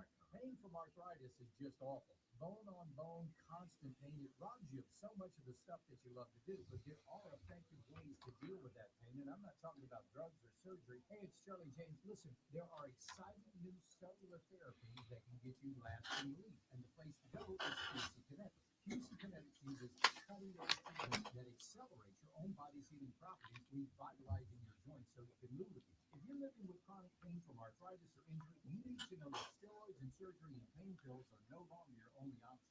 Learn how QC Kinetics can use advanced regenerative medicine to treat the pain, enhance your joints, restore your mobility, and give you long-term relief with no downtime. The local medical professionals at QC Kinetics are ready to help you get your life back with regenerative, restorative cellular treatment for your aching joints. Get a free consultation. Give them a call at 864-448-3776. Zach, I do not know, and though I haven't officially announced it yet, I am not returning to Burns this year. That was the job occupied by one Cole Bryson before he departed for Dallas, and I took that job. And now that Cole is back, he is returning to his rightful throne as the voice of the Burns Rebels. So that is a question for him.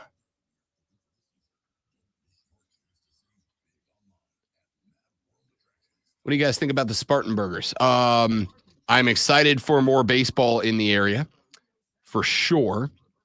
I am excited about baseball in the Burg. I think the Burg needs a vibrant sports community like Greenville has, so I'm excited it is there.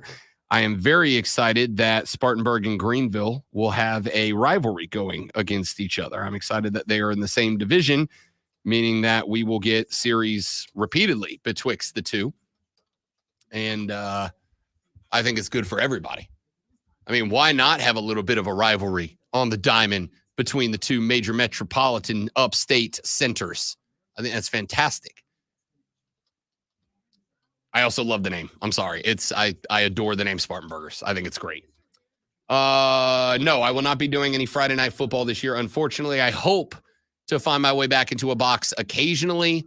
I am hoping to end up doing something on either Friday nights or Saturday down the line. It will not be this season, unfortunately. Though what I will likely do is be much more active on college football Saturdays, doing live streams, reactions, etc. I'm still doing Bet for the Cycle from noon to 4 on Saturdays. And once football season starts, we will obviously transition that show into being a very football-centric. It'll be half baseball, half football once the football season begins. So I will encourage you to listen to Bet for the Cycle from noon to 4 on the BetQL Network and the Odyssey app, where we will react to football games happening in real time. But I'm also hoping this year on most, probably not all, but on most Saturday nights to do a college football evening wrap-up show on Saturday evenings, where I will go live on the station pages and my pages to talk about the day that was. I may do it for NFL Sundays. I haven't decided yet. Yeah! The final hour of the Rob Brown Show starts now. Welcome back, ladies and gentlemen. Rob Brown, the great one, Alonzo, with you here on the show. I am the hype. Yes, indeed. Be a part of it. The renewal by Anderson to the Carolinas fan phone. Open for you right now, 844-326-3663, 844-FANFO. And I do want to remind you that coming up this Saturday, live at Furman Paladin Stadium, it is Furman Fan Fest. You are going to get your opportunity to see the team in action for the first time. Gates will open at noon. The team will take to the field for a scrimmage at 1 p.m. And after that scrimmage is concluded, you will get the opportunity to walk down to the field. You will get the opportunity to meet the players and the coaching staff in person. You will get your opportunity to go eyes on the 2024 Furman Paladin football team for the first time this Saturday at Paladin Stadium. It is Furman Fan Fest. Gates at noon, 1 o'clock scrimmage time. They will have the concession stands open so you can pick up that first college football glizzy of the season in person at Paladin Stadium. Or if you're one of those weirdos that's anti-glizzy for no good reasons at all, hamburgers and nachos and chips and whatever else you might want. But definitely a glizzy. Definitely that first football glizzy of the season at Furman Fan Fest this Saturday. I think I'm going to talk to management and tell them how uncomfortable I am with that name and see if we can get it banned from the show. I don't think you will or can, to be honest with you. Don't say you don't think I will. I don't think you know I will. I don't think you. I am willing to lay it down. I'll go spend an hour down there. The first actual fight, the actual legitimate fight between Rob and Lonzo will be Lonzo trying to get the word glizzy banned from the station. I shan't stand for it. It's not becoming of a station of our stature to be using such a word. I mean, we're above that. We're smart. You're a science guy. You're a smart guy. You would think that you'd want to talk about something, a little bit more smart. You get glizzies banned, so help me. I will get video game talk banned from the nope, not better. I'm going to do you one better. Non-sports video game talk banned from this show, banned from this station. I will ban it from this show. I will, for the only time in the 4.5 years I've been here, I will go, Zoe, this is no longer allowed on the show. Not a word about video games that aren't Madden, 2K, or NBA. That's it. That's all that's allowed. Good luck. I'm willing to sacrifice that so I don't have to hear that word ever again. Anyway, Furman Fan Fest, go get your first football glizzy of the season. Gates at noon, scrimmage at 1. You are welcome down onto the field afterwards to meet the team and the coaching staff. There are going to be events. There are going to be games. It's going to be a fantastic freaking time at Paladin Stadium this Saturday because, ladies, gentlemen, it is football season. But by the way, a stream, he doesn't sound like Vince Russo because he didn't say bro. Brother. No, bro. If you Vince Russo, you got to say bro a bunch. Bro. Yeah, there we go. Ooh, now he did sound like Vince Russo. Bro. Keegan said glizzy isn't even that bad. What do you mean it's not bad? It's a common and popular and accepted term for hot dog. It's not an accepted and nothing term. else. If you happen to meet Dan Scott, make sure you say that word to him and see what his reaction is.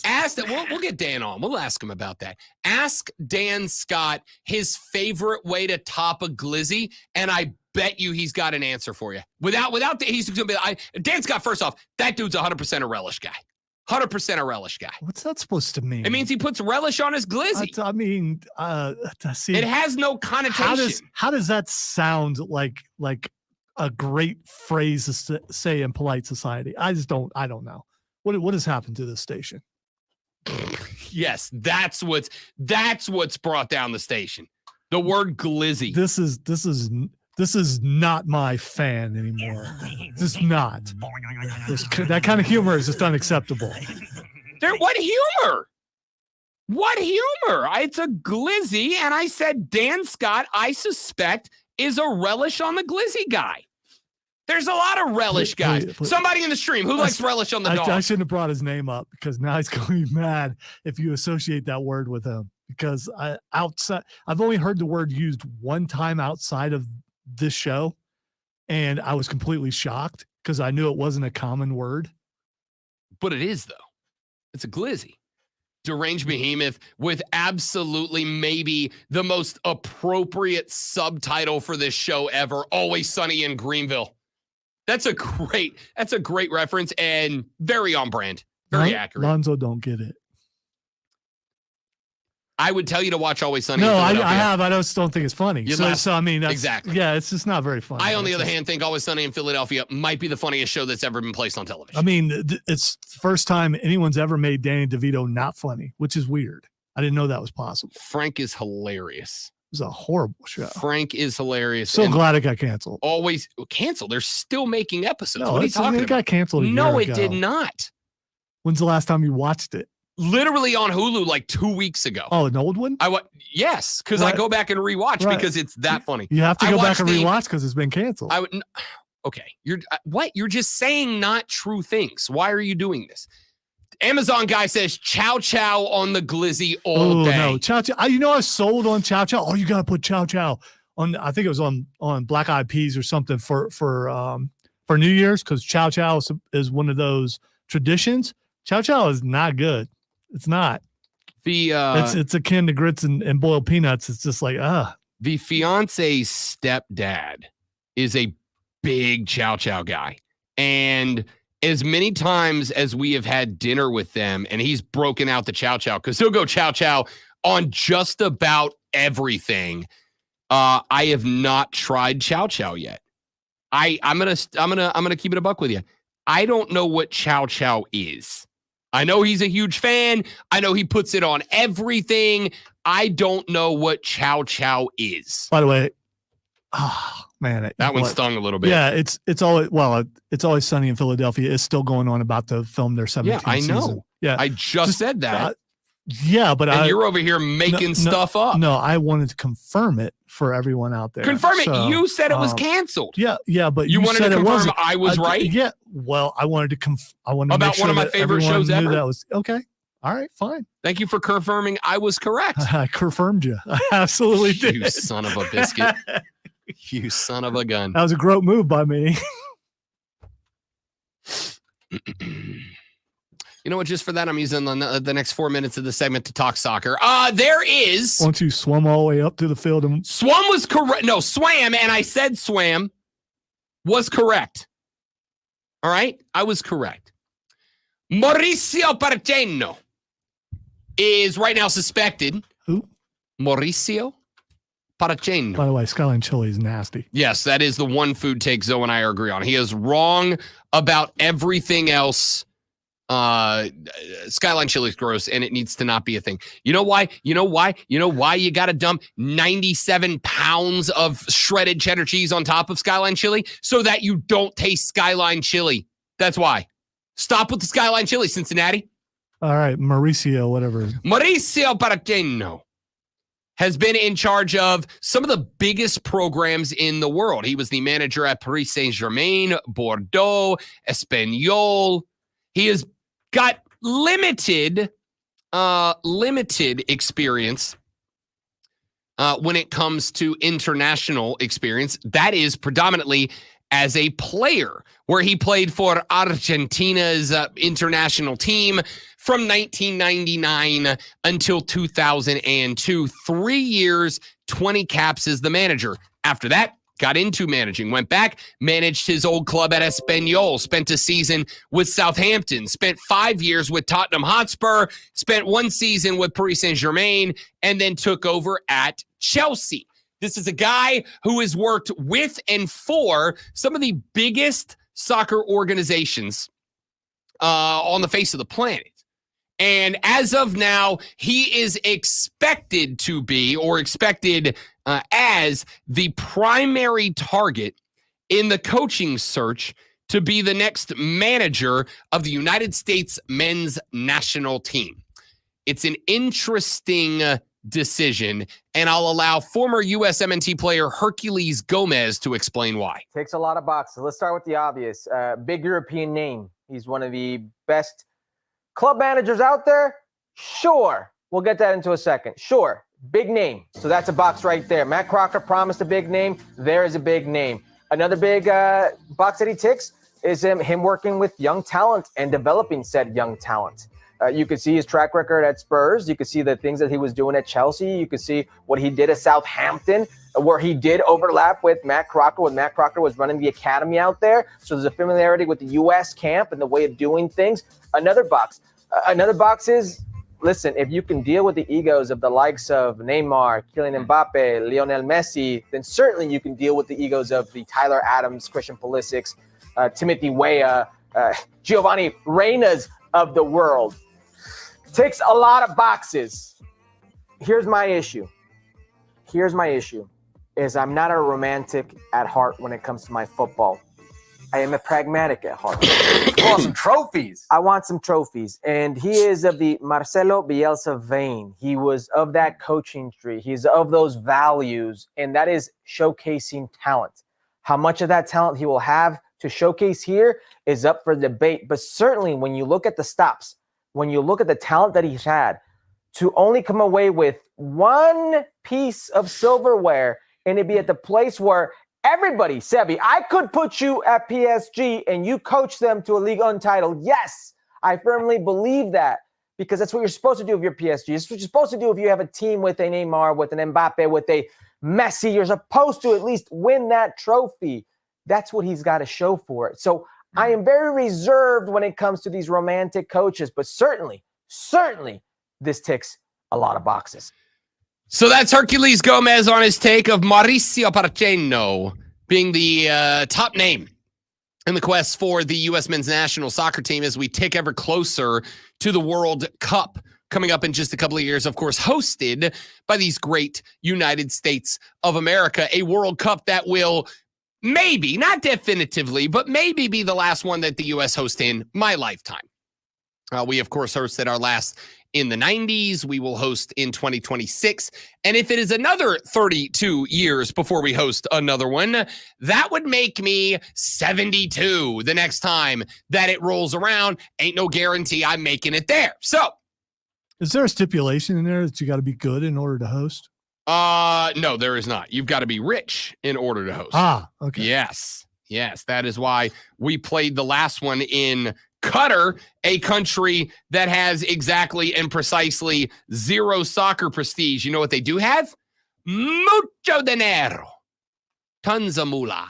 They were able to pay FIFA. Extol the virtues of Qatar to FIFA to talk them into coming there. But forget all that.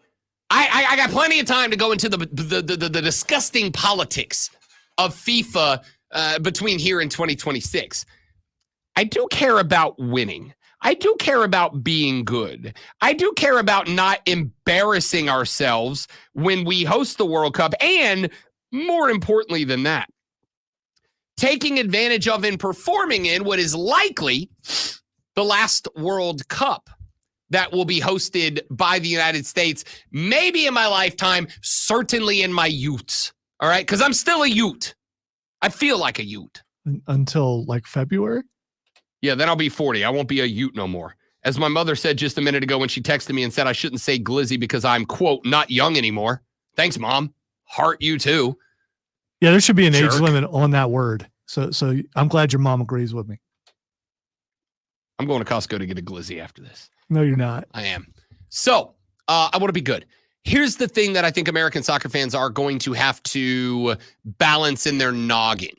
On one hand, yes, we want a Pep. We want one of the biggest names in coaching. And theoretically, you'd go, okay, not only have you already qualified for the World Cup, but you are hosting it, and you have arguably the greatest generation of talent that this country has ever had. But I have to temper the expectations of my fellow United States men's soccer team fans, because there are two other major problems that we have to deal with. Number one, the USSF, the U.S. Soccer Federation, the group that is still in charge of the U.S. men's national team, they still stink, okay? They still stink.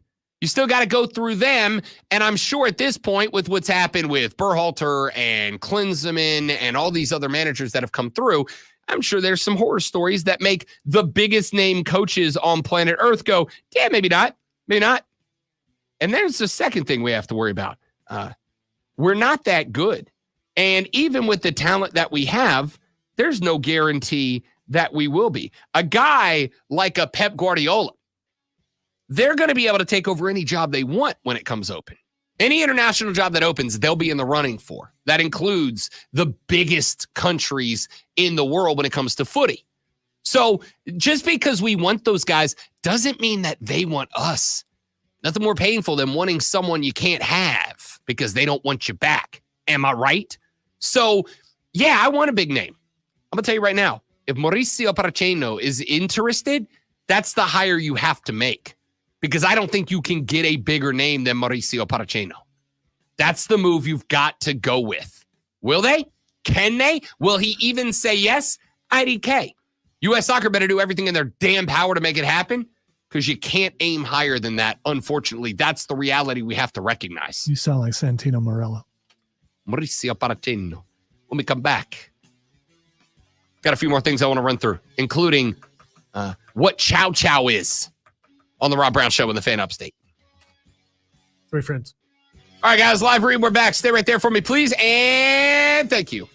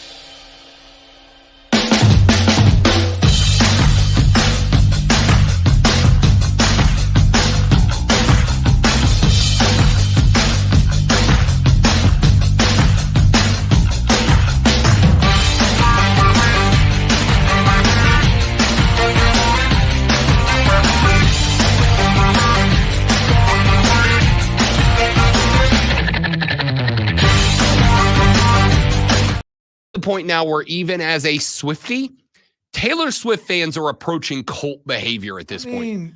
And I love Tay-Tay. I mean, she's good, but is she that kind of good? I don't know. I guess. So Lonzo told me while we were away that law enforcement in London have been telling Taylor Swift fans not to tailgate her shows. And he said, is it because of the terrorists? Sorta. But apparently, people have been showing up and standing outside of these stadiums by the tens of thousands to listen to Taylor's concerts outside of the stadium because they couldn't get a ticket, to the point that it is clogging up cities with people that are just coming to listen to her music echo from outside of the stadium. How is this any different than tailgaters showing up at a college football game and never going inside? Because there ain't a college football stadium that has as many people tailgating outside as are watching inside. I mean, I'm just talking about the principle of showing up knowing you don't have a ticket and never intend to go in. It's just the numbers, right? Like you can go to a Clemson game and there are a few thousand people that are outside in the parking lot because they don't have a ticket. They're not going in. They're just happy to be there for the tailgate. We are talking more people outside of Olympic Stadium than inside of it for Taylor Swift concerts. It's crazy. Like, I love a lot of bands. I love the Foo Fighters. I would never go to a Foo Fighters show and stand outside of the stadium to listen to them from inside of the stadium. I'll just watch them on YouTube. I already spent enough time outside a venue listening to a band while I was trying to get in to see a band, where I would never do that. Gosh, if only somebody would have texted you with the information of which gate was open. That would have been very I don't know helpful. why you're feeling guilty. I wasn't going to bring that up. Who said they're feeling guilty? Well, you brought it up, not me. I brought it up because you were trying to make me feel guilty, and it shan't stand. I'm watching Cam Chancellor make hamburgers and French fries. Apparently, oh, those are shoestrings. Those are nice. I don't know why it just showed up in my feed. Why is he dressed like a breaker from Australia?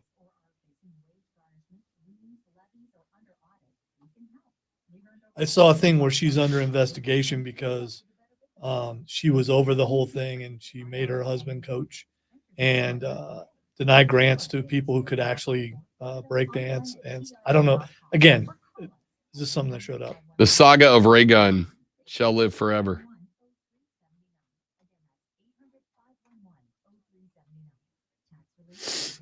She's going to get all the blame. I apologize to no one around College Station. That place is a cult. I would hang out with 1 million Taylor Swift fans before I hung out at one A&M game. You're kind of out of the demo for the Taylor Swift thing. But, no one's out of the demo. Uh-huh. Her demo is people with feelings. They'll be, why is that old guy here? No. Hey, mister, are you lost? He must have just dropped off his kids. It is kind of sad. I'm old enough to have kids that are. Let's help him find his car. So he'll go away. Ew, don't sing. No. The Swifties are accepting of everyone. All you have to do is say you're a Travis Kelce fan or a Chiefs fan, and you'd be all right. I'm just here to support Mr. Swift. There you go.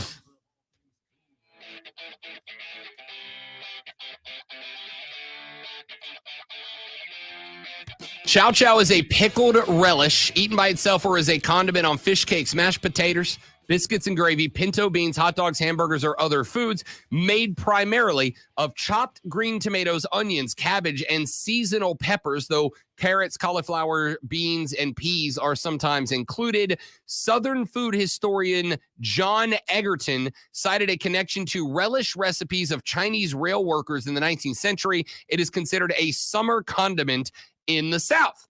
It looks like a pig threw up, man. It just does. I mean, it does.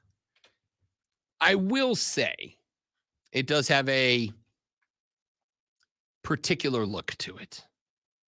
According to Wikipedia, its ingredients vary considerably depending on whether it is the northern, primarily Pennsylvanian edition, or southern variety, as well as separate Canadian variety prevalent in the Maritimes where it is called chow. The former is made from a combination of veggies, mainly green and red tomatoes, onions, carrots, beans of various types, asparagus, cauliflower, and peas.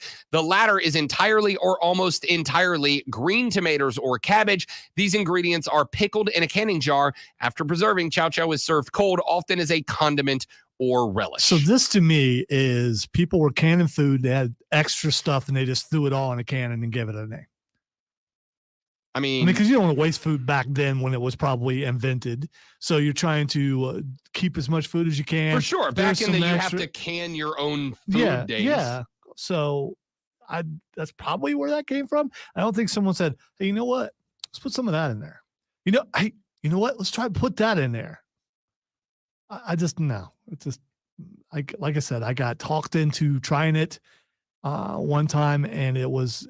I opened it up. Was like, oh no. Have you smelled it? It's just not. It's not. I have. I told you my the fiance's stepfather. And before you guys chow chow talk guy. about my northern palate, my family is from Kentucky. So I mean, and you may not think it's southern, but it's southern from Ohio, and it just. They never ate It's anything southern like that. from Ohio. Yeah, I mean the weirdest thing my family makes is chocolate gravy, and you guys would love it. Texter said it's just a spicy relish. Really, that's from Amazon guy. I don't know. I mean, that's what it sounds like. No, the cabbage in it, and just no. I'm gonna try it. You can get it in a little jar. I'm gonna try it. You can. Okay. I'm gonna try it. You should come and open it up in here so they can smell it and be. That's a good call. I might bring. Ooh, I should bring in a jar tomorrow. Maybe I'll bring in a jar tomorrow. Maybe I. See, here's my problem. I want to eat it on something. What do I bring in that I can eat it in the AM? Daggum beans. I get you some I beans. don't really want it on beans. Got to put it on beans. I kind of think I want to put it on a glizzy just to start her off. I think I want to go. I think I want to go chow chow on the glizzy. Yeah. All right, we'll see. I might try it. You out. know what? If it smells really bad in here, we can spray our Will Levis cologne, and it will get rid of that smell. Will Levis number. By the 8, way, Parfum do you know de Mayo. we talked about that, and it blew up everywhere. Listen, I knew afterwards. that was going to happen because it's incredible. Even if it is a cologne that smells like the second place mayo. I mentioned it to Cole yesterday. And he's like, "What are you talking about?" And I sent him the story. He's like, "Dude, you probably should talk about this because everyone's talking about it." Parfum de Mayo. I love it. I'm a big Will Levis guy now. All right. Even if he used a second place mayo to make the cologne, Parfum de Mayo. Not a second place mayo. Probably now the number one mayonnaise in the world because of Will Levis. Way to go, Will. It's a hell of a sponsorship idea. It is 100%. Duke's Mayo Bowl Twitter was James just pointed it out. The Duke's Mayo Bowl Twitter was hilarious yesterday. They feel slighted and trying to make themselves. Oh, they popped off yesterday. Did they? Yeah, it was freaking hilarious. Well, I think you got to go on the defense. See if I can go find some of their tweets from yesterday when this came out, because they went right at it, man. They went right at it.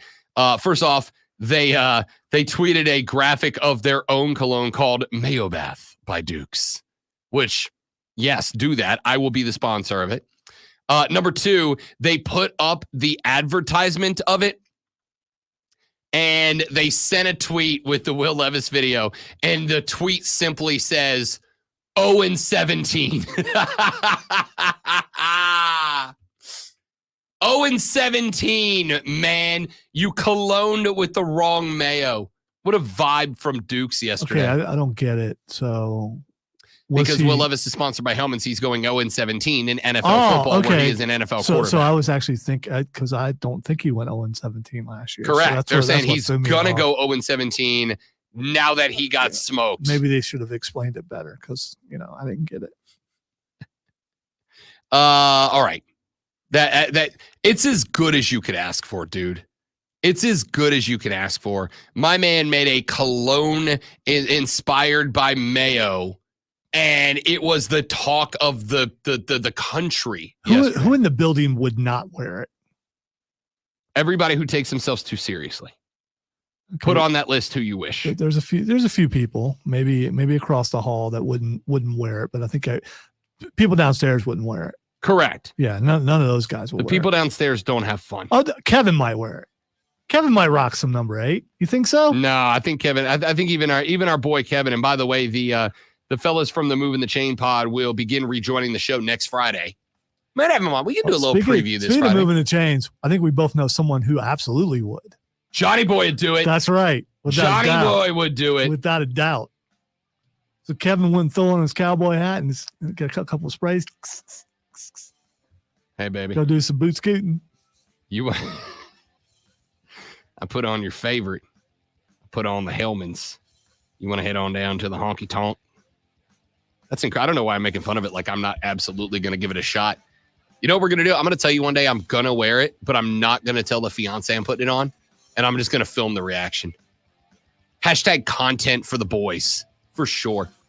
Text just said, put your chow chow on a hot dog or burger. I think I want to do it on a burger, honestly. I think a burger would complement it well. I'll get some chow chow. We'll do a taste test at some point. All right, final segment of the Rob Brown Show next on the Fan Upstate.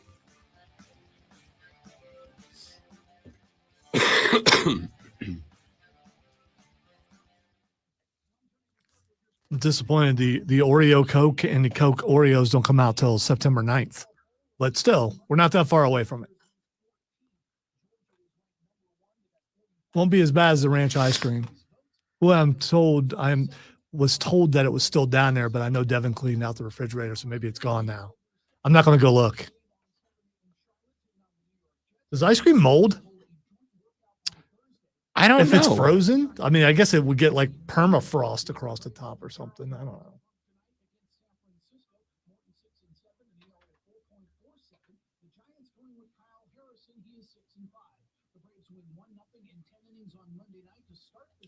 He would, Steven, if it would keep him warm. He has no idea what's in store for him.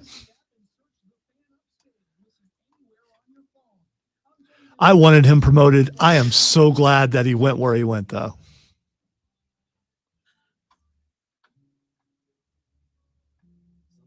And when he left, he gave me every opportunity to crack on it, and I didn't. Because I don't do requests. Rob and I both sitting in there trying to be as nice as we could be, waiting to see which one's gonna do something so the other one can too. And neither one of us did anything. We were really nice. I don't have the audacity. We were really nice. I am audacityless. When I was told, paraphrasing here, that he wouldn't have got where he got without me, I think I did say, yeah, you're right. I can't remember. Maybe I'm just imagining that.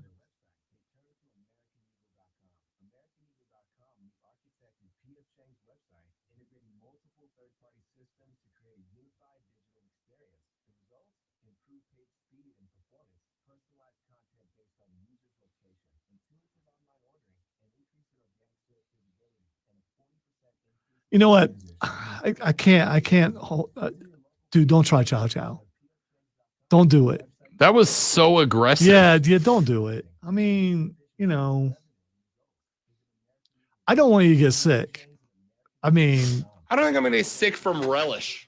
Because it's not relish. They're lying to you. It is not relish. It's cut up green tomatoes. I love green tomatoes. I prefer them fried, but I love green relish tomatoes. Is made out of pickles.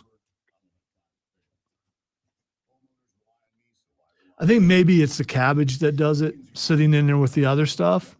I love cabbage, but if it sits in there and it's a room temperature for a while, and then I don't know. The smell in here will be unbearable.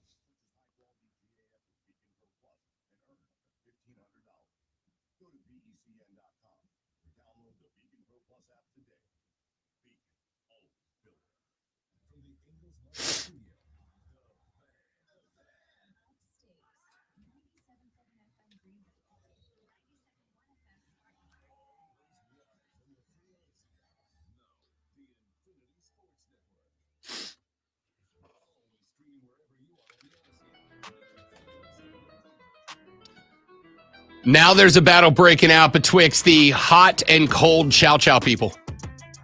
I'm all in to try some chow chow. All right. In fact, I think I'm going to. At dpatty1811 on Twitter said, if you put your chow chow on a burger, just put an egg on there, and it's considered breakfast, so you can have it in the morning. Big fried egg on a burger guy. Okay. Big fried on a burger guy. We had this discussion yesterday. I love fried egg on a burger, but what's it? So the chow chow makes it breakfast? No. I'm saying I think if you put the egg on the burger, now it's a breakfast burger. Then bang, add some chow chow to it. You got a little green tomato up in there. You got all your major food groups right there. You got your grain, you got your meat, you got your veggies. All right. You got your dairy? I'm a fan of all those things separate, but together, put in that nasty water. It's going to be Nasty what? water. You okay over there? Water. Bless you. You heard people say water before? Yes, I have. Excuse me. Hey, baby, you go in there and get me a glass of water. Too many R's, ma'am. Too many R's. All right. Let's get to that fella right there lives in Washington. Washington. There's actually a guy that I frequently interact with because he's part of the BetQL crew, which is based in Washington, who calls it Washington. And I'm like, you don't fit in there, do you? Does he do it on purpose, though? No, that's how he talks. I'm up here walking around Washington. Hey, the NFL's got new kickoff rules. We have now seen every team go through at least one game with the new kickoff rules. Some of it went very poorly, including for the Kansas City Chiefs and Jacksonville Jaguars. The Jags kicked the ball to the Chiefs after scoring a touchdown. The ball bounced just barely inside the end zone before rolling back into play after letting it hit the ground and come to a stop. Chiefs returner Mecole Hardman grabbed the ball and brought it back into the end zone to take a knee. Initially, the play was ruled a touchback by the officials, which based on old rules would have been the correct ruling. But under the NFL's new kickoff rules, which have transformed the play, that's no longer the case. So during a timeout, as officials were getting set, Jags coach Doug Peterson went running out to argue the call, and it turns out he was right. The play was overturned. The Jags were awarded the safety. It put them up 20-10 at the break. Peterson said, quote, the ball landed in the end zone and now by rule is still a live ball. Last year, that would have been down. It would have been dead and the ball comes out to the 25 or whatever it was last year. Now the ball's live. So the ball was in the end zone, came out about a half a yard line. The returner was in the end zone, but pulled the ball back into the end zone when he took a knee. So safety, that's the rule. And that is correct. So it ended up being a safety. It ended up being a safety. I started watching that game a little bit this morning, so I'm going to have to get to that point. I want to see that. It is when the Jags go up 18-10 and then kick off to the Chiefs. If you want to skip ahead to it too. I don't know why you emphasize the number because you said preseason. I was just giving you a spot matter, where you can look for a thing in the game. Well, I was going to watch the entire thing, but okay. All right. Well, thank you for pinpointing when that happens. You're very welcome. That's what I'm here for. It is gonna take some time. It is gonna take some time. Kyle Shanahan, after that happened, he got asked about it as we got set to move towards San Francisco 49er preseason game number 2.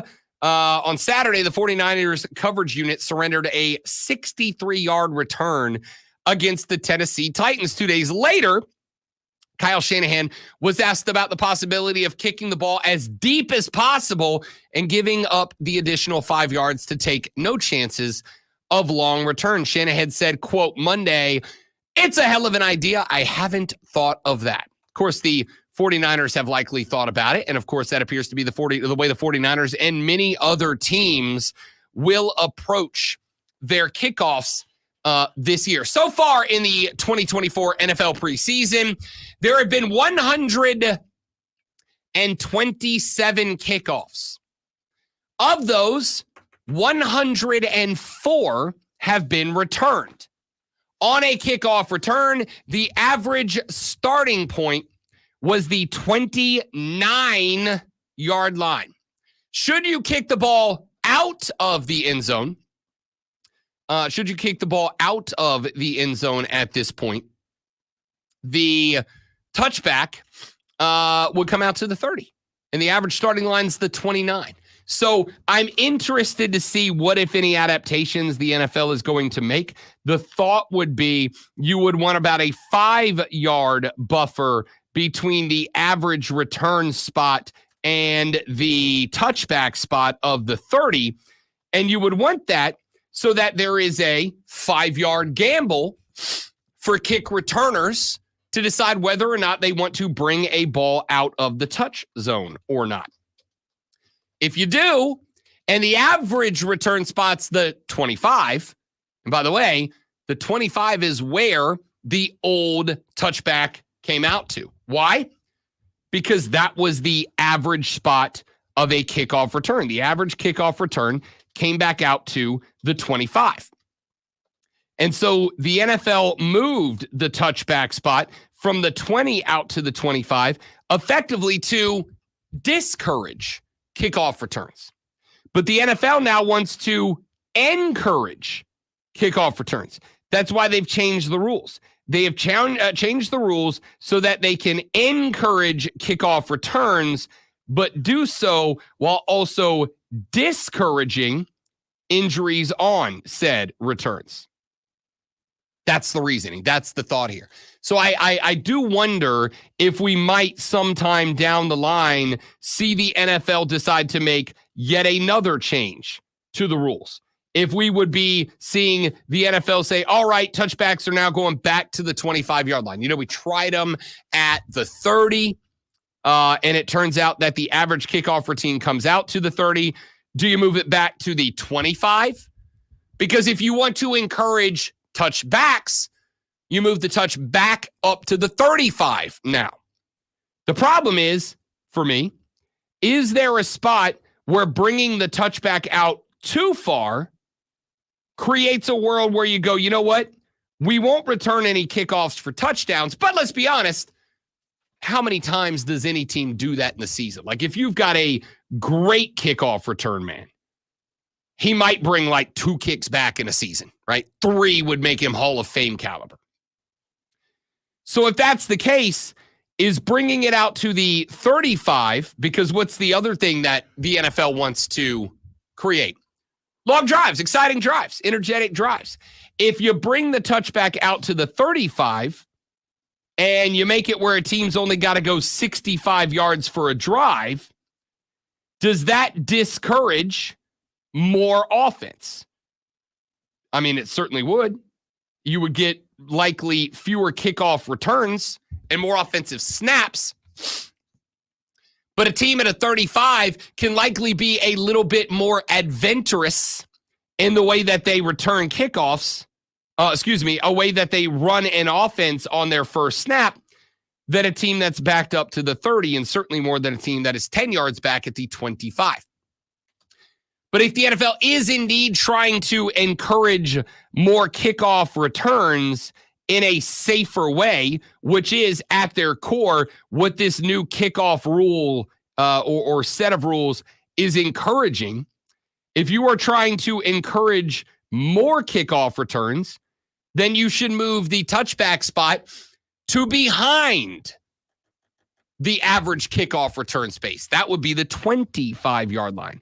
If you move it back, then all of a sudden, if you're a kick returner and you go, if I just have an average return, if I have just an average return, my average return is 4 yards better, maybe a full 5 yards better than the touchback spot.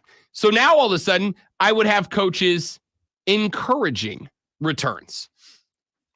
Because more often than not, they're actually going to be a positive gain on what the touchback would ultimately be. So why would the NFL not just have made these sorts of decisions before putting the rule into play when they've had the opportunity to see what these kickoffs look like, courtesy of the USFL?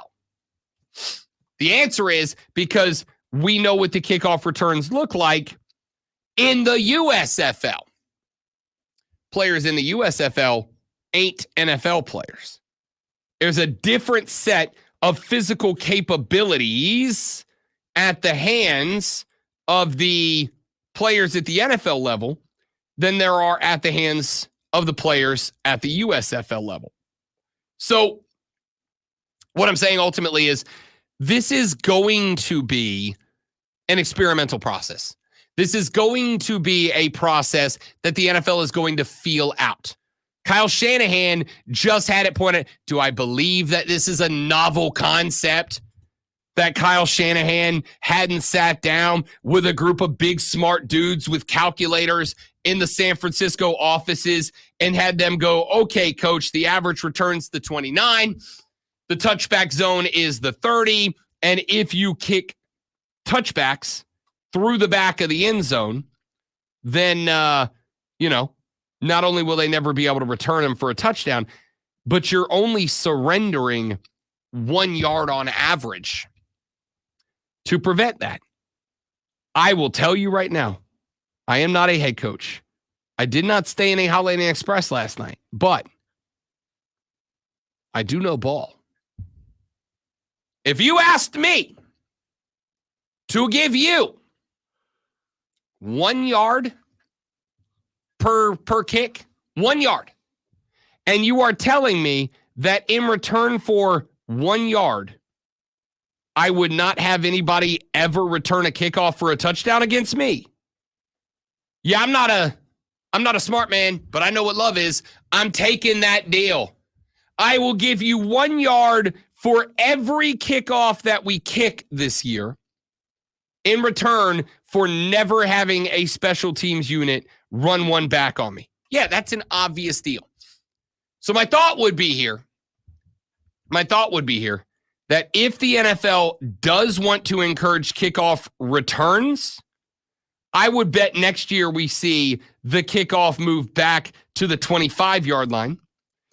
If the NFL is looking to discourage kickoff returns, if they, even with the new rules, do indeed want to have fewer kickoff returns and make sure that kickoff returns are only attempted when a team is desperate, then yeah, move it out to the 35. Move it out to the 35, let it be at the 35, and let a team, the offensive team or the defensive team, decide if that 5 yards on average different between the touchback and the kickoff is worth the crack at it. Make them decide. Because right now, as it stands, I think the advantage is kicking team. I think you are going to see, probably starting this weekend, though maybe not, because you want the XP for your special teams as much as you do for your offense and your defense. But you also want it for your kicker and your kick return. I think you will see a lot of teams starting to try to drill it through the back of the end zone with their kicker and being more than willing to suspend. And now, the Rob Brown Show presents Twitter. That's why it's going to be a fun year. All right. The first thing that's Xing is Halle Berry. Halle Berry is Xing because it is her birthday, and she is 61 years old today. It's not that old.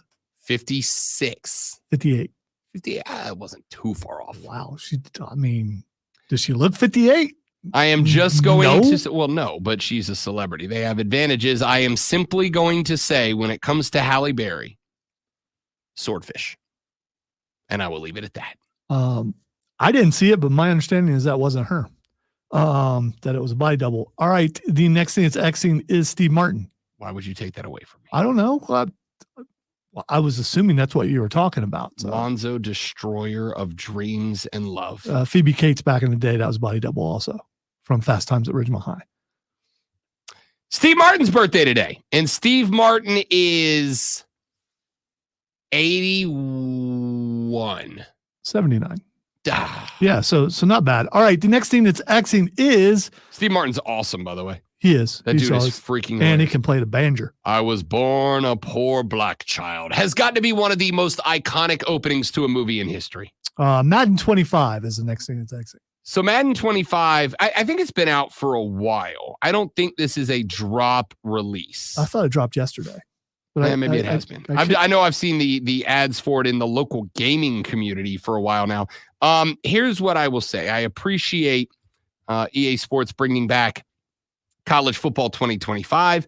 I look forward to the day that I am married and I can go back to making poor financial decisions so that I can buy the console and jump in with the rest of you.